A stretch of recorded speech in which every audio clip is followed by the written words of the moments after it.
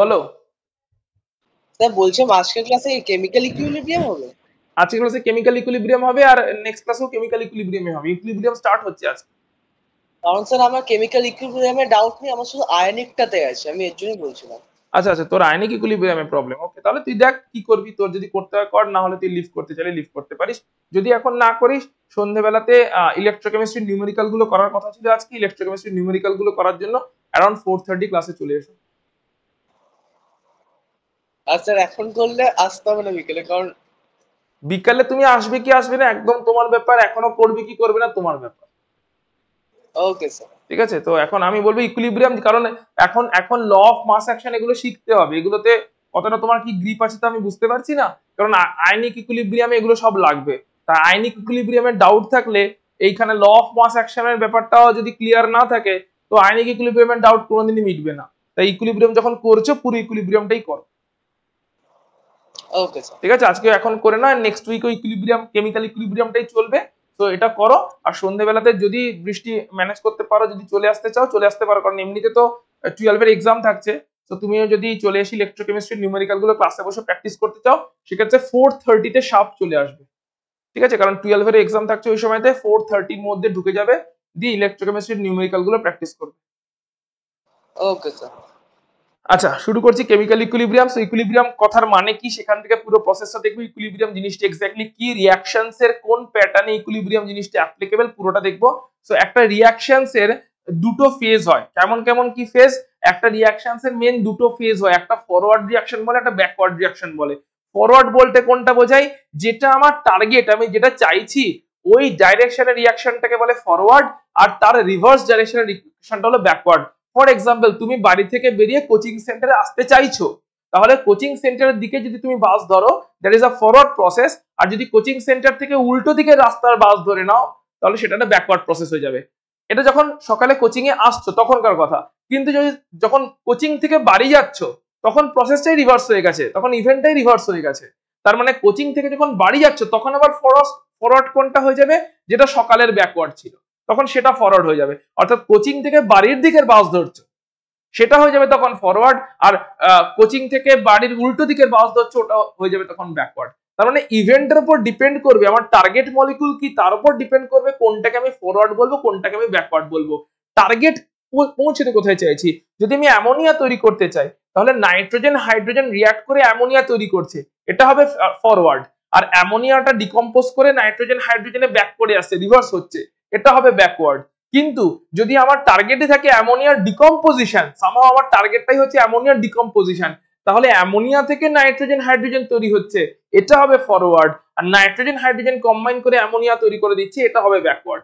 সুতরাং পুরো সিচুয়েশনটা ডিপেন্ড করছে কোনটাকে ফরওয়ার্ড বলবো কোনটাকে ব্যাকওয়ার্ড বলবো। এটা ডিপেন্ড করছে যে আমার এই মোমেন্টে রিঅ্যাকশনস এর টার্গেটটা কি, রিঅ্যাকশনস এর থ্রু দিয়ে কোন টার্গেট মলিকুল বা টার্গেট প্রোডাক্টে পৌঁছতে চাইছি। ফর এক্সাম্পল, যদি আমি অ্যামোনিয়া পেতে চাই, এবার অ্যামোনিয়া ইউজুয়ালি আমরা পেতে কেন চাই? কারণ অ্যামোনিয়ার একটা ইন্ডাস্ট্রিয়াল ইউজ আছে। অ্যামোনিয়া একটা ইন্ডাস্ট্রিয়ালি ইম্পর্টেন্ট কম্পাউন্ড। অ্যামোনিয়া তৈরি হলে সেখান থেকে প্রচুর অ্যামোনিয়ার অ্যাপ্লিকেশনস আছে। তার মানে ইন্ডাস্ট্রিয়াল পারপাস কি? ইন্ডাস্ট্রিয়াল পারপাস অ্যামোনিয়া তৈরি করা, অ্যামোনিয়া ডিকম্পোজ করা ইন্ডাস্ট্রির পারপাস নয়। অ্যামোনিয়ার ইন্ডাস্ট্রির পারপাসই হচ্ছে অ্যামোনিয়া তৈরি করা, কারণ অ্যামোনিয়া তৈরি হলে সেখান থেকে ফার্টিলাইজার তৈরি হবে। অ্যামোনিয়া যা যা অ্যাপ্লিকেশন আছে, সেখান থেকে রেফ্রিজারেশনের কাজে লাগবে। তো প্রচুর অ্যামোনিয়ার অ্যাপ্লিকেশনস আছে। তো সেই অ্যামোনিয়ার অ্যাপ্লিকেশনস গুলো পাওয়ার জন্য আমার টার্গেট অ্যাজ অ্যান ইন্ডাস্ট্রিয়ালিস্ট বা as a chemist ammonia produce করা। তাহলে অ্যামোনিয়া প্রডিউস যখন করার কথা ভাবছি, তখন নাইট্রোজেন আর হাইড্রোজেন রিঅ্যাক্ট করে অ্যামোনিয়া তৈরি করছে, এই রিঅ্যাকশনটাকে আমরা বলবো ফরওয়ার্ড রিঅ্যাকশন, যেহেতু অ্যামোনিয়া প্রডিউস করার কথা ভাবছি। আর অ্যামোনিয়াটা ডিকম্পোজ করে নাইট্রোজেন হাইড্রোজেনে ব্যাক করে আসছে, এটাকে বলবো ব্যাকওয়ার্ড রিঅ্যাকশন। টার্গেট ছিল যেটা, তার রেসপেক্টে টার্গেটের দিকে পৌঁছচ্ছে যে প্রসেসে, দ্যাট ইজ ফরওয়ার্ড। আর টার্গেট থেকে অ্যাওয়ে হয়ে যাচ্ছে যে প্রসেসে, সেটা হচ্ছে ব্যাকওয়ার্ড। তার মানে এটা হচ্ছে আমার অ্যামোনিয়া যেহেতু চাই, তাই এটা ফরওয়ার্ড প্রসেস। আর অ্যামোনিয়া চাইছি কিন্তু ওটা ডিকম্পোজ করে যাচ্ছে, তাই এটা রিভার্স রিঅ্যাকশন বা ব্যাকওয়ার্ড রিঅ্যাকশন। তো দুটোকে একসাথে লিখলে কেমন করে লিখবো? একটা রিভার্সেবল সাইন দেব। এই রিভার্সেবল সাইনটা কেমন করে আসে? এটা বেসিক্যালি কিছুই না, এদিকের ফরওয়ার্ড এদিকের ব্যাকওয়ার্ড দুটো অ্যারোকে কম্বাইন করে এরকম সাইন দেওয়া হয়। কে বলতে পারবে এই সিম্বলটা কোন কোম্পানির লোগো? কে বলবে? এই রিভার্সেবল সাইনটি একটা কোম্পানির লোগো।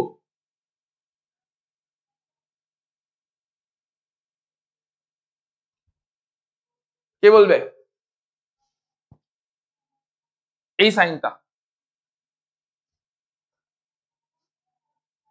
এনি তুক্কা, কেউ তুক্কা লাগাতে চাও? এটা কলকাতা মেট্রোর লোগো।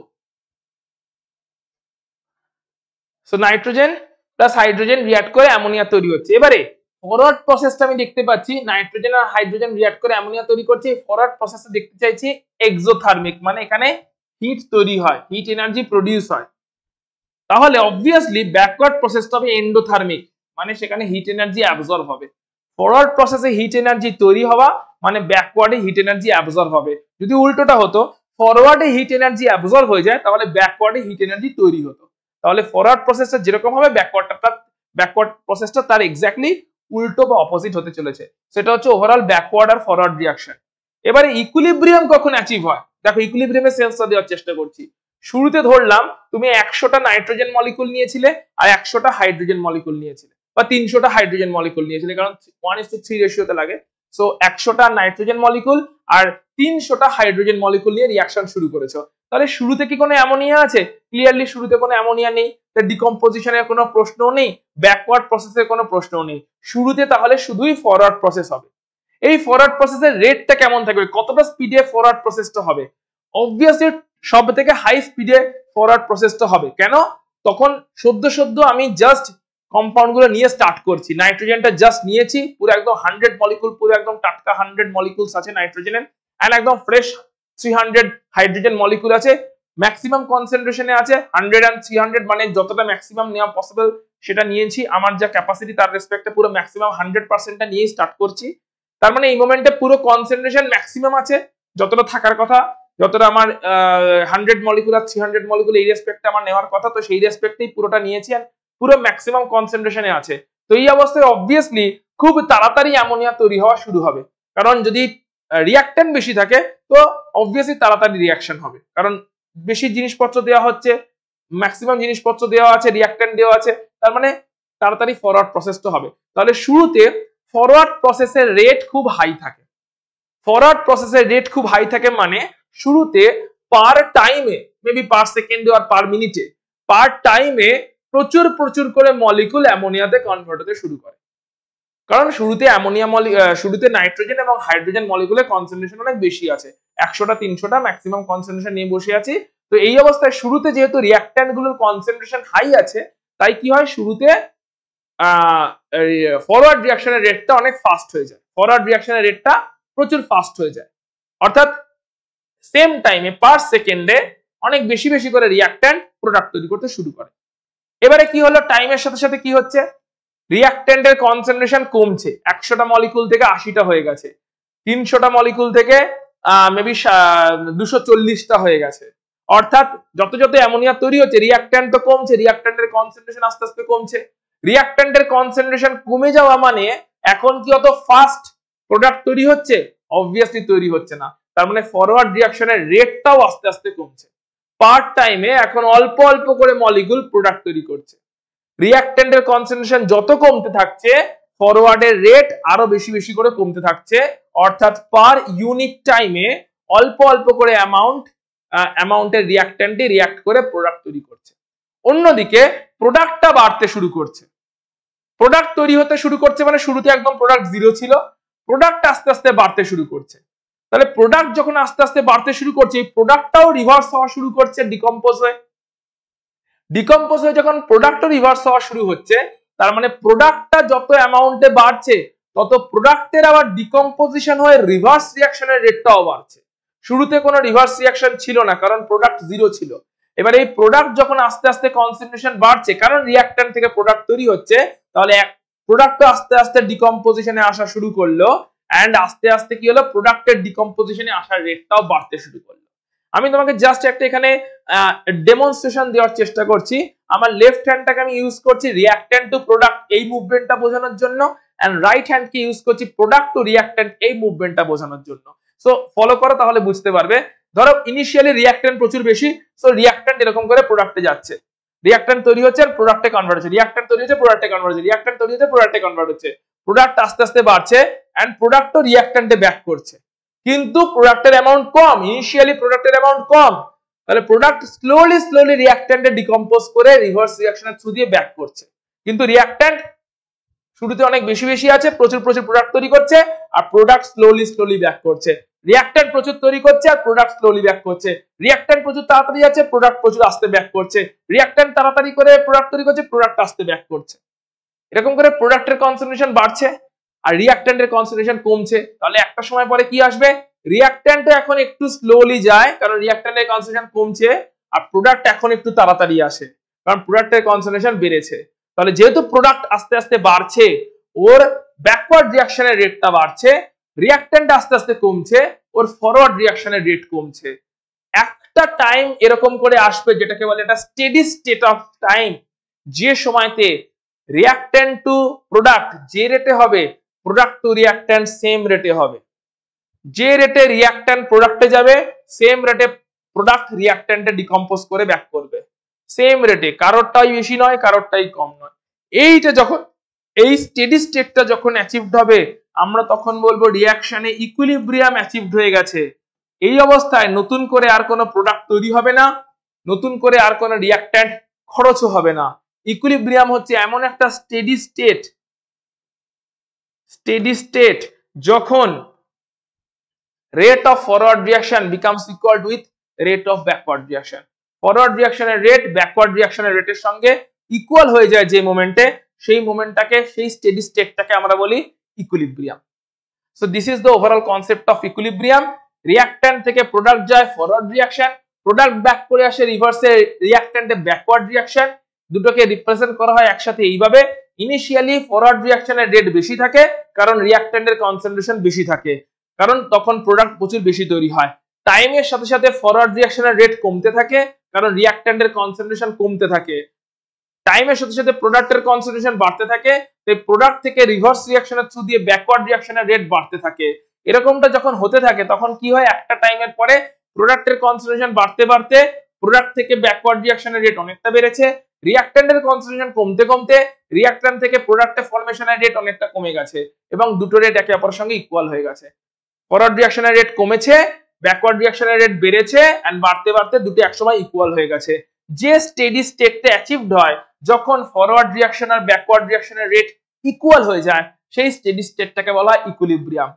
ওই ইকুইলিব্রিয়াম যখন অ্যাচিভড হয়ে গেছে, তখন যে রেটে ফরওয়ার্ড রিঅ্যাকশন হচ্ছে, তখন কিন্তু এমন না ফরওয়ার্ড রিঅ্যাকশন বন্ধ হয়ে গেল। যে রেটে ফরওয়ার্ড রিঅ্যাকশন হচ্ছে সেম রেটে ব্যাকওয়ার্ড রিঅ্যাকশন হচ্ছে, যে রেটে ফরওয়ার্ড রিঅ্যাকশন হচ্ছে সেম রেটে ব্যাকওয়ার্ড রিঅ্যাকশন হচ্ছে, মানে নতুন কোন প্রোডাক্ট আর তৈরি হচ্ছে না। অ্যাকচুয়ালি এই কথাটা ভুল বলা।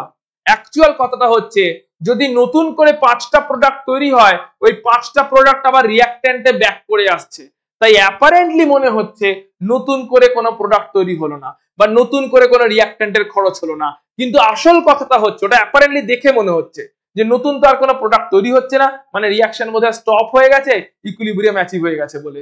এটা ভুল কথা। বা নতুন করে তো রিঅ্যাক্ট্যান্টটা আর খরচ হচ্ছে না, তার মানে রিঅ্যাকশন বোধহয় স্টপ হয়ে গেছে, রিঅ্যাকশন শেষ হয়ে গেছে, ইকুইলিব্রিয়াম অ্যাচিভ হয়ে গেছে। এটা ভুল কথা।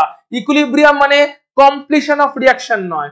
ইকুইলিব্রিয়াম মানে একটা ডাইনামিক স্টেডি স্টেট, একটা ডাইনামিক স্টেডি স্টেট যখন প্রোডাক্টও তৈরি হচ্ছে, বাট ইউনিক টাইমে যতগুলো প্রোডাক্ট তৈরি হয়েছে, ইউনিক টাইমে অতগুলোই প্রোডাক্ট আবার ডিকম্পোজ করে রিঅ্যাক্ট্যান্টে ব্যাক করেছে।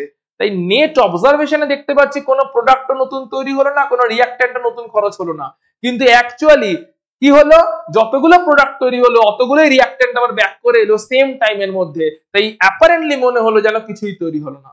এটা অনেকটা এরকম ব্যাপার যে তুমি ফর এক্সাম্পল তোমার একদিনে তুমি ইনকাম করেছো 10 টাকা, আর ওই একদিনের মধ্যেই তোমার খরচ হয়ে গেছে 10 টাকা, তাহলে কি দিনে তোমার ইনকাম বা খরচ কিছু কোন এই প্রসেসটা কি বন্ধ ছিল? ট্রানজাকশন কি বন্ধ ছিল? ট্রানজাকশন ডাইনামিক্যালি চলছিল, কিন্তু দিনের শেষে কি হলো? দিনের শেষে না তোমার নতুন কোনো টাকা জমলো, না তোমার নতুন করে কোনো খরচ বাড়লো, কারণ দিনের শেষে দেখতে পেলে তোমার 10 টাকা ইনকাম ছিল, 10 টাকাই খরচ হয়ে গেছে। একটা দিনের মধ্যে 10 টাকা ইনকাম করেছে, 10 টাকা খরচ হয়ে গেছে। তার মানে না দিনের শেষে টাকা জমেছে, না দিনের শেষে টাকা এক্সট্রা খরচ হয়েছে। এটা দেখে যদি কেউ তোমাকে বলে তুমি সারাদিন বাড়িতে বসে আছো, সেটা কি ঠিক কথা হবে? তুমি স্টপ হয়ে গেছো, সেটা কি ঠিক কথা হবে? সেটা ঠিক কথা হবে না, কারণ তুমি সারাদিন বাড়িতে কাজ করছো, ইনকামও করছো আবার খরচও করছো। ইনকাম করছো তার জন্য কিছু কাজ করছো, আবার কিছু প্রয়োজনীয় জিনিস কেনার জন্য খরচও করছো। এই দুটো সেম রেটে হচ্ছে, একই দিনের মধ্যে ইকুয়াল অ্যামাউন্টে হয়ে যাচ্ছে, সেই জন্য অ্যাপারেন্টলি মনে হচ্ছে বোধহয় দিনের শেষে কিছুই টাকা জমলো না, বা দিনের শেষে এক্সট্রা কোনো টাকা বাড়ি থেকে খরচ হলো না, এক্সট্রা কোনো খরচ হলো না, মা বাবা থেকে নিয়ে কোনো খরচ করতে হলো না। তো দিনের শেষে যেহেতু নেট রেজাল্টে আলাদা করে কিছু পাচ্ছি না, অ্যাপারেন্ট ফিলিং হতে পারে যে ইকুইলিব্রিয়াম একটা স্ট্যাটিক প্রসেস, বাট ইকুইলিব্রিয়াম হচ্ছে একটা ডাইনামিক স্টেডি স্টেট, যখন ফরওয়ার্ডটাও হচ্ছে, নতুন নতুন প্রোডাক্ট তৈরি হচ্ছে, আবার ব্যাকওয়ার্ডটাও হচ্ছে, প্রোডাক্ট ডিকম্পোজ করে রিঅ্যাক্ট্যান্টে ব্যাক করছে, দুটো সেম রেটে হচ্ছে। তাই অ্যাপারেন্টলি মনে হচ্ছে নতুন করে কোনো প্রোডাক্ট তৈরি হয়নি, নতুন করে কোনো রিঅ্যাক্ট্যান্ট শেষ হয়নি।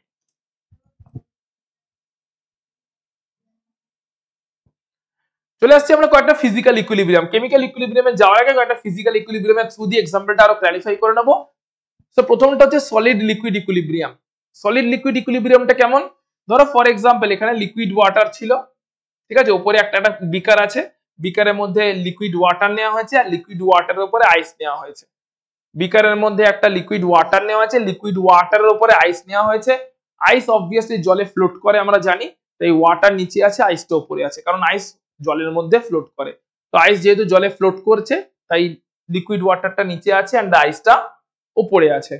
আর উপরে একটা হিলিয়াম গ্যাসের একটা কভার দেওয়া আছে। হিলিয়াম গ্যাসের কভারটা দেওয়ার কারণ হচ্ছে যাতে এনভায়রনমেন্টের সঙ্গে কোনো ইন্টারাকশন না হয়। হিলিয়াম হচ্ছে একটা নোবেল গ্যাস, নোবেল গ্যাসের একটা লেয়ার দেওয়া আছে, ঠিক যেরকম ভাবে চিপসের যে প্যাকেট হয়, চিপসের প্যাকেটে নাইট্রোজেন গ্যাস ভরে দেওয়া থাকে যাতে এনভায়রনমেন্টের কোনো এফেক্ট না পড়ে চিপসের প্যাকেটের মধ্যে, অক্সিজেন দিয়ে যেন অক্সিডেশন না হয়ে যায় চিপসের প্যাকেটগুলো।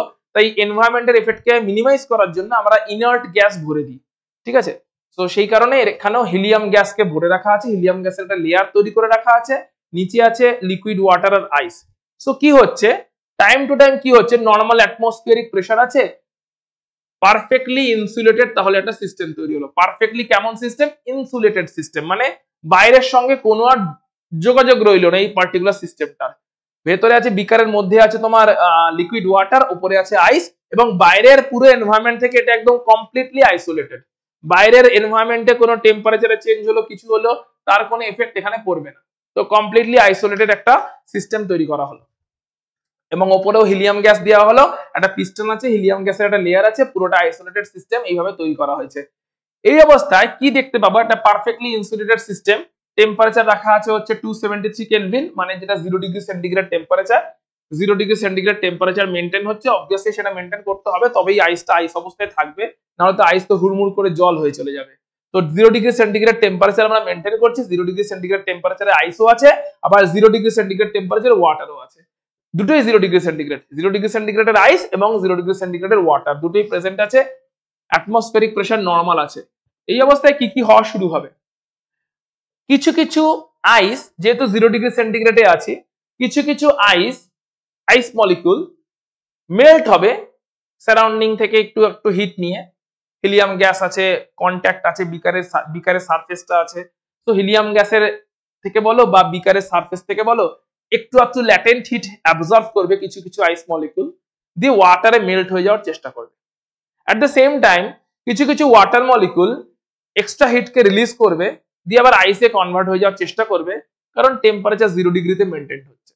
তাহলে 0 ডিগ্রি সেন্টিগ্রেড টেম্পারেচারের কিছু ওয়াটার ল্যাটেন্ট হিটকে রিলিজ করে দিয়ে চেষ্টা করবে আইসে ব্যাক করে যাওয়ার। 0 ডিগ্রি সেন্টিগ্রেডের কিছু আইস ল্যাটেন্ট হিটকে অ্যাবজর্ব করে চেষ্টা করবে ওয়াটারে শিফট হয়ে যাওয়ার। টেম্পারেচার 0 ডিগ্রিতে মেনটেন করা হচ্ছে। ইনিশিয়ালি কোনো একটা প্রসেস হয়তো বেশি হচ্ছিল, হয়তো ইনিশিয়ালি শুধুই আইস নিয়েছিলাম, তো ওয়াটার কিছু ছিল না, ধরলাম ইনিশিয়ালি শুধুই আইস নেওয়া হয়েছিল, কোনো ওয়াটার ছিল না, তাহলে ইনিশিয়ালি কোন প্রসেসটা বেশি হচ্ছিল, আইস থেকে ওয়াটার, এই প্রসেসটা ইনিশিয়ালি বেশি হচ্ছিল, যেটাকে আমি ধরছি ফরওয়ার্ড রিঅ্যাকশন। তাহলে এখানে আমি অ্যাজিউম করে নিচ্ছি যে আমাদের ফরওয়ার্ড রিঅ্যাকশনটা ছিল বা ফরওয়ার্ড প্রসেসটা ছিল আইস টু ওয়াটার। ইনিশিয়ালি আমি ধরে নিলাম আইসটাই নেওয়া হয়েছিল, ইনিশিয়ালি অন্য কিছু নেওয়া হয়নি, আইসটাই ইনিশিয়ালি নেওয়া হয়েছিল, এবং সেটা থেকে ওয়াটার তৈরি হচ্ছিল মেল্টিং এর থ্রু দিয়ে, এটা ইনিশিয়াল প্রসেস ছিল। তাহলে যখন আইস থেকে ওয়াটার ফরওয়ার্ড প্রসেসে তৈরি হচ্ছে, সো বেশিরভাগ আইস মলিকুলই ওয়াটার তৈরি করছে, এবং তখন শুধু ফরওয়ার্ড রিঅ্যাকশনের রেটটাই আমরা কনসিডার করছি, এবং সেটার ভ্যালু যথেষ্ট হাই আছে। যখন খানিকটা ওয়াটার তৈরি হয়ে গেছে, নিচে খানিকটা ওয়াটার জমে গেছে, রিমেনিং আইসটা ওয়াটারের উপর ফ্লোট করতে শুরু করেছে, রিমেনিং আইসটা কি হচ্ছে, ওয়াটারের উপরে ফ্লোট করছে। এই অবস্থাতে যখন ওয়াটার অনেকটা তৈরি হয়ে গেছে, তখন একটা ব্যাকওয়ার্ড প্রসেসও শুরু হবে, সেটা হচ্ছে ওয়াটার যেগুলো তৈরি হলো তারাও আবার আইসে ব্যাক করে যাওয়ার চেষ্টা করবে। তারা আবার আইসে ব্যাক করে যাওয়ার চেষ্টা করবে। এই পুরো প্রসেসটা হচ্ছে কেন? কারণ টেম্পারেচারটা 0°C মেনটেন আছে।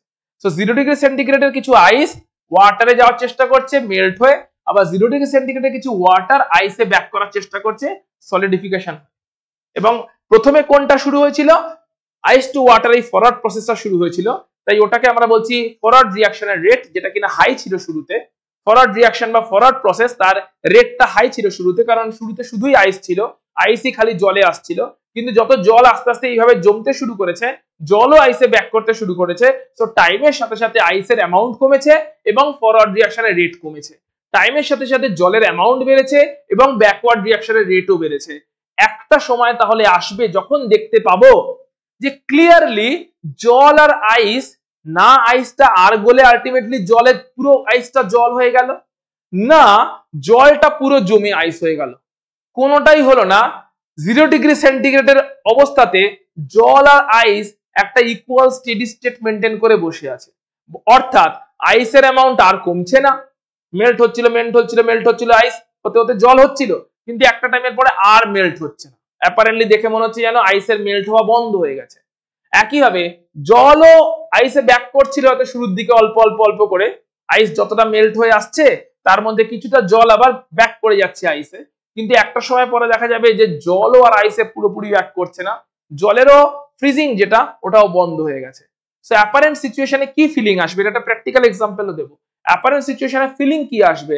যে আইস আর মেল্ট হওয়া বন্ধ হয়ে গেছে, জলও আর ফ্রিজ হওয়া বন্ধ হয়ে গেছে, প্রসেস বোধহয় স্টপ হয়ে গেছে। কিন্তু না, ওই অবস্থাতে একটা ইকুইলিব্রিয়াম অ্যাচিভড হয়েছে, অর্থাৎ একটা ডাইনামিক স্টেডি স্টেট অ্যাচিভ হয়েছে। ডাইনামিক মানে সবসময় মুভিং, মলিকুলের মধ্যে মুভমেন্টটা চলছে, ডাইনামিক স্টেডি স্টেট অ্যাচিভ হয়েছে। যে ডাইনামিক স্টেডি স্টেটে যে রেটে আইস মলিকুল গুলো ওয়াটার মলিকুলে কনভার্ট হচ্ছে, সেম রেটে ওয়াটার মলিকুল আইস মলিকুলে আবার কনডেন্স করছে বা ফ্রিজ করছে। প্রথমে এটা ছিল না, প্রথমে আইস মলিকুল বেশি বেশি রেটে ওয়াটারে কনভার্ট হচ্ছিল, আর ওয়াটার মলিকুল কম কম রেটেই ফ্রিজ করছিল, দিয়ে আইস মলিকুল তৈরি করছিল। টাইমের সাথে সাথে আইসের অ্যামাউন্ট কমেছে, ওয়াটারের অ্যামাউন্ট বেড়েছে। তাই টাইমের সাথে সাথে একটা সময় এসছে যখন আইস থেকে ওয়াটার এই ফরওয়ার্ড রিঅ্যাকশনের রেটটাও কমছে, আর ওয়াটার থেকে আইস এই ব্যাকওয়ার্ড রিঅ্যাকশনের রেটটাও বাড়ছে। একটা টাইমে দুটো রেট ইকুয়াল হয়ে যাচ্ছে। যখন আমরা বলছি ইকুইলিব্রিয়ামে rate of melting is become equal to rate of freezing, অর্থাৎ ইকুইলিব্রিয়ামটা হচ্ছে এমন একটা ডাইনামিক স্টেট অ্যাচিভড হলো যখন ফিজিক্যালি দেখতে পাচ্ছি বা অবজারভেশন থেকে দেখতে পাচ্ছি যে আইসটা আর গলছে না, ওয়াটারটা আর জমছে না, মানে প্রসেস স্ট্যাটিক বা বন্ধ হয়ে গেছে। কিন্তু this is not true, molecular লেভেলে প্রসেস ডাইনামিক্যালি চালু আছে একটা স্টেডি স্টেট অ্যাচিভ করে। যে রেটে সলিড মলিকুল গুলো আইস গুলো ওয়াটার তৈরি করছে, সেম রেটে ওয়াটার ব্যাক করে আসছে আইস মলিকুলে। সো ইকুইলিব্রিয়াম কোনো স্ট্যাটিক প্রসেস নয়, এটা একটা ডাইনামিক প্রসেস।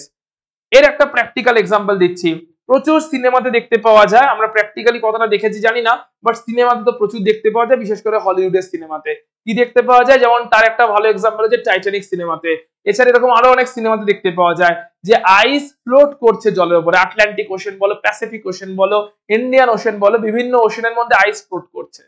কথাটা হচ্ছে ছোটবেলায় আমার তো নিজের মনে হতোই, তোমাদের কারো কারো যদি একটু মনে হতেই পারে যে আইস তো গলে যাওয়ার কথা, সামার টাইম আসছে, আইস তো সূর্যের আলোয় গলে যাওয়ার কথা, তাহলে আইসটা ফ্লোট কেন করছে? যদি সবটা আইস থাকতো, হ্যাঁ ঠিক আছে ফাইন, সবই আইস আছে, হিমালয়ের মাথায় সবই আইস আছে, আইস অবস্থাতেই রয়ে গেছে, কারণ ওর টেম্পারেচারে 0°C নিচে আছে। যেখানে সবই জল আছে, গঙ্গা দিয়ে সবসময়তেই জল যাচ্ছে, টেম্পারেচার 0°C উপরে আছে, মেবি খুব লো, খুব কম হলেও টেম্পারেচার কত হয়ে যাচ্ছে, মানে 5°, 6°, 7°, 10° এরকম থাকে টেম্পারেচার শীতকালের দিকেও, তো সেটাও তো 0°C উপরে, তাই গঙ্গাতে কখনোই আইস জমছে না। তাহলে আমি এটা বুঝতে পারলাম যে যেখানে আইস জমেনি সেখানে শুধুই জল আছে, যেখানে আইস হয়ে আছে পুরোপুরি সেখানে শুধুই আইস হয়ে আছে। কিন্তু দুজনেই একসাথে এক্সিস্ট করছে, এটা কেমন ভাবে পসিবল?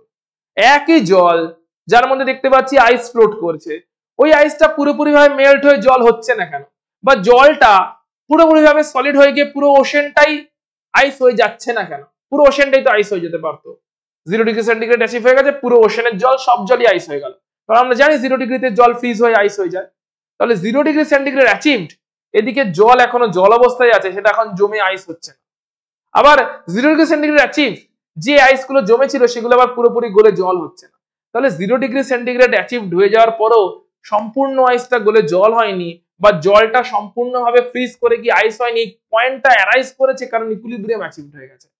আইস গলতে গলতে গলতে গলতে জল হচ্ছিল, হতে হতে একটা পয়েন্ট এসে গেছে যে সময় যে রেটে আইসটা জলে কনভার্ট হচ্ছে ওই সেম রেটে জল আবার 0°C আইসেও কনভার্ট হয়ে যাচ্ছে। অর্থাৎ কিছুটা আইস সবসময়তেই রয়ে যাচ্ছে জলের মধ্যে, যেটা কিনা আইসের ডেন্সিটি বেশি কম হওয়ার জন্য আইসটা ফ্লোট করতে দেখতে পাচ্ছি। মানে কখনোই সব আইসটা গলে যাবে না, আইসবার্গ দেখতে পাওয়া যাবে, যেটা হলিউডের সিনেমাগুলোতে প্রচুর দেখতে পাওয়া যায়, যে আইসবার্গ ওশেনের মধ্যে ভাসছে আর সেখান থেকে কোনো একটা অ্যাডভেঞ্চার টাইপের মুভিগুলোতে একটু দেখতে পাওয়া যায়। সো আইসবার্গ ভাসছে, সেখানে কোনো জাহাজ যাচ্ছে, সেখানে কোনো ইনসিডেন্ট হচ্ছে, কেউ সার্ভাইভ করছে, কোনো অ্যাডভেঞ্চারের সিন আছে, কোনো ফাইটিং সিন আছে, যাই হোক না কেন সেখানে দেখতে পাওয়া যায়। সো দেখতে পাওয়া যাওয়ার পিছনে লজিকটা হচ্ছে এইটা যে আইসবার্গ জলে আছে তারপরে ওটা পুরোপুরি ভাবে গলে যায়নি, একটাই কারণ ওই আইসটা গলছে কিন্তু জলটাও আবার ইকুয়াল রেটে ফ্রিজ করে যাচ্ছে। এমন নাই আইসটা গলছে না, আইসটা গলছে কিন্তু জলটা আবার ইকুয়াল রেটে ফ্রিজ হয়ে যাচ্ছে, জমে যাচ্ছে। 0°C টেম্পারেচারটা যেহেতু ওই মোমেন্টে মেনটেন হচ্ছে সমুদ্রের মধ্যে, তাই এখানে এই ইকুইলিব্রিয়ামটা ডাইনামিক্যালি চলতে থাকছে। সো এটা একটা এক্সাম্পল দেখলাম আমরা সলিড লিকুইড ইকুইলিব্রিয়ামের, যেখানে ইকুইলিব্রিয়াম যখন অ্যাচিভড হয়ে গেছে স্টেডি স্টেট কন্ডিশনটাতে মেল্টিং এর রেট আর ফ্রিজিং এর রেট ইকুয়াল হয়ে গেছে। এখানে আমরা মেল্টিংটাকে ফরওয়ার্ড প্রসেস ধরে নিচ্ছি আর ফ্রিজিংটাকে ব্যাকওয়ার্ড প্রসেস ধরে নিয়ে বলছি। নেক্সট ইকুইলিব্রিয়াম দেখছি liquid gas equilibrium. Liquid gas ইকুইলিব্রিয়ামের একটা এক্সাম্পল হচ্ছে, তুমি এটা বাড়িতে ট্রাই করতে পারো, প্রত্যেককেই বলা রইলো এটা ইজি এক্সাম্পল এক্সপেরিমেন্ট, বাড়িতে ট্রাই করা যায় আরামসে। তুমি দুটো গ্লাস নিতে পারো, একটু বড় গ্লাস বা বাটি টাইপের কিছু নিতে পারো, একটু বড় টাইপের কন্টেনার নিলে, একটা ডিচকি বা একটু বড় কন্টেনার নিলে, কন্টেনারের মধ্যে একটা কন্টেনারে তুমি হাফ কন্টেনার জল ভর্তি করলে এবং সেটাকে রেখে দিলে হচ্ছে বাইরে কোথাও একটা, মানে এনভায়রনমেন্টের মধ্যে কোথাও একটা রেখে দিলে, টেবিলে, কোনো বাগানে বা যে কোনো একটা জায়গায়, যে কোনো জানলার ধারে কোথাও একটা রেখে দিলে, হাফ কন্টেনার জল নিয়েছো রেখে দিয়েছো। প্রতিদিন অবজার্ভ যদি করো তাহলে তুমি দেখতে পাবে ক্লিয়ারলি যে ডে বাই ডে কন্টেনার থেকে জলের লেভেল ফল করছে, কারণ জল অবভিয়াসলি ইভাপোরেট হচ্ছে এন্ড জলের লেভেল ফল করছে। টাইম লাগবে হয়তো maybe 10 days or 20 days or 30 days, একটা টাইমের পরে দেখবে জল পুরোপুরি ওই কন্টেনার থেকে শুকিয়ে গেছে, জল একটুও পড়ে নেই, হতে পারে কিছু কিছু কিছু ডিজলভড সল্ট ছিল জলের মধ্যে সেটাই নিচে পড়ে আছে। সো টোটাল জলটাই ইভাপোরেট করে বেরিয়ে গেছে এন্ড জল একটুও পড়ে নেই, শুধু একটু তো ডিজলভ সল্ট পড়ে আছে। এটা একটা কন্টেনার নিয়ে এক্সাম্পল। অন্য কন্টেনারটাতে কি করলে ওই সেম জায়গাতেই রাখবে, তাতেও হাফ কন্টেনার জল ভর্তি করবে, সেম জায়গায় রাখবে কিন্তু ঢাকনা দিয়ে রাখবে, প্রপারলি ঢাকনা দিয়ে টাইটলি প্যাক করে রাখবে, যাতে যে ভেপারটা তৈরি হবে ওটা বেরোতে না পারে, ইভাপোরেশনের ফলে যে ভেপারটা তৈরি হবে ওটা বেরোতে না পারে। দুটোতে অবজারভেশনের ডিফারেন্স কি হবে, অন্য বিকারটাতেও অন্য কন্টেনারটাতেও ভেপার তৈরি হবে কিন্তু ভেপারটা বেরোতে পারছে না। যখন ভেপারটা বেরোতে পারবে না মানে প্রথমটা ছিল হচ্ছে ওপেন সিস্টেম ইভাপোরেশন হয়েছে, ভেপার বেরিয়ে চলে গেছে, যে ভেপার বেরিয়ে চলে গেল একটা এখানে রিঅ্যাক্ট্যান্ট কে ছিল, রিঅ্যাক্ট্যান্ট ছিল জল, প্রোডাক্ট হচ্ছে ভেপার, তাহলে রিঅ্যাক্ট্যান্ট থেকে প্রোডাক্ট তৈরি হচ্ছে কিন্তু প্রোডাক্ট থাকছে না রিঅ্যাক্ট্যান্টের কন্ট্যাক্টে, প্রোডাক্ট এনভায়রনমেন্টে অ্যাটমসফিয়ারে মিশে যাচ্ছে, তখন কিন্তু ইকুইলিব্রিয়াম অ্যাচিভড হবে না, কোনোদিন হবে না, তখন প্রসেসটাকে আমরা ইররিভার্সিবল বলবো। তাই ন্যাচারাল সমস্ত প্রসেস ইররিভার্সিবল হয়, কারণ ন্যাচারাল প্রসেসে যাই প্রোডাক্ট তৈরি হোক না কেন সেটা কিন্তু মিলিয়ে যায় এনভায়রনমেন্টে বা অ্যাটমসফিয়ারে, পুরো পৃথিবীর অ্যাটমসফিয়ার জুড়ে সেটা ছড়িয়ে যায়, স্প্রেড হয়ে যায়, কোন লিমিটেড জায়গায় রিঅ্যাক্ট্যান্টের কন্ট্যাক্টে রয়ে যায় না। ইকুইলিব্রিয়াম অ্যাচিভ করতে হলে ফার্স্ট কন্ডিশন এখান থেকে বুঝতে পারা যায় যে সিস্টেমকে ক্লোজড সিস্টেম হতে হবে। তুমি যে কন্টেনারটা হাফ কন্টেনার জল নিয়েছো, যেখানে ঢাকনা লাগিয়ে রেখেছো, সেখানেও যদি ট্রান্সপারেন্ট গ্লাস নাও বা ট্রান্সপারেন্ট কন্টেনার নাও, তুমি দেখবে জলের অ্যামাউন্ট কমেছে, দাগ দিয়ে রাখলে, মার্কিং করে রাখলে তুমি দেখবে জলের অ্যামাউন্ট কমছে, কিন্তু জলের অ্যামাউন্ট কমতে কমতে দেখবে একটা টাইমের পরে জল আর কমছে না, ওইখানেই রয়ে গেছে, ওই অবস্থাতেই রয়ে গেছে। অর্থাৎ একটা টাইমের পরে তোমার মনে হবে ইভাপোরেশন বোধহয় বন্ধ হয়ে গেছে, তুমি প্র্যাকটিক্যালি এক্সপ্লেন করবে ব্যাপারটা কিরকম ভাবে যে ঢাকনা দেওয়া ছিল তো তাই ইভাপোরেশন এক সময় পরে বন্ধ হয়ে গেছে, কিন্তু this is a wrong explanation.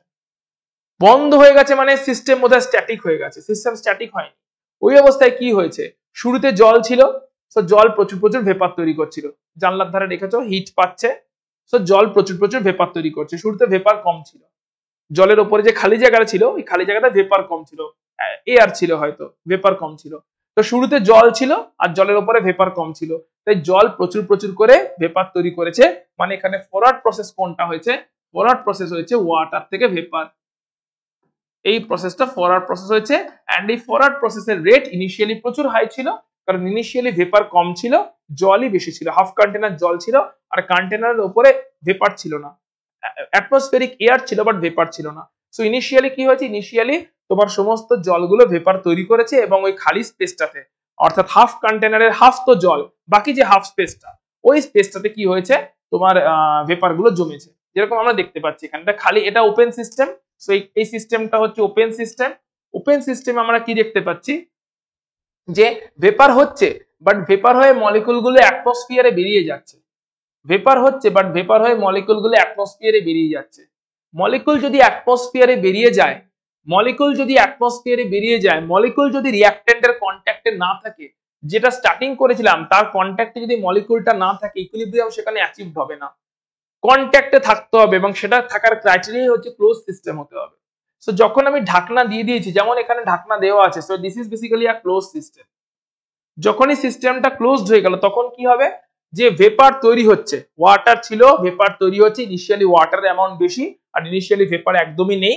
So vapour আস্তে আস্তে তৈরি হচ্ছে, ওয়াটার থেকে ভেপার, এই কনভার্সনটাকে বলছি ফরওয়ার্ড রিঅ্যাকশন বা ফরওয়ার্ড প্রসেস, এবং এর রেট ইনিশিয়ালি যথেষ্ট হাই আছে, যথেষ্ট হাই রেটে ওয়াটার টু ভেপার যাচ্ছে ইনিশিয়ালি। এবার আস্তে আস্তে খালি স্পেসটাতে ভেপার জমছে, খালি স্পেসে এই যে দেখা যাচ্ছে ভেপার জমছে, ভেপার জমছে, ভেপার জমছে, জমতে জমতে জমতে জমতে কি হয়েছে? কিছু কিছু ভেপার, যেহেতু সে এনভায়রনমেন্টে মুভ আউট করে বেরিয়ে যেতে পারছে না, কারণ সিস্টেম ক্লোজড আছে, ভেপার গুলো এখন এনভায়রনমেন্টে মুভ করে বেরিয়ে যেতে পারছে না কারণ সিস্টেম ক্লোজড আছে।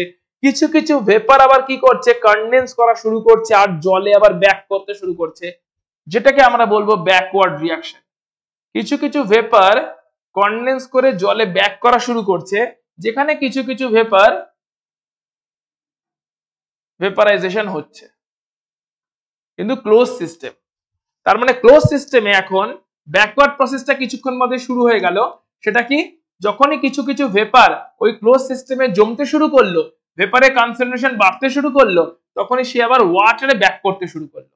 কি করলো? তখনই সে আবার ওয়াটারে ব্যাক করতে শুরু করলো। তাহলে water to vapour forward, vapour to water backward. শুরুতে কোনটা বেশি ছিল? ওয়াটার টু ভেপার, এই প্রসেস বেশি ছিল, এর রেট বেশি ছিল, কারণ ওয়াটারটাই শুরুতে বেশি ছিল।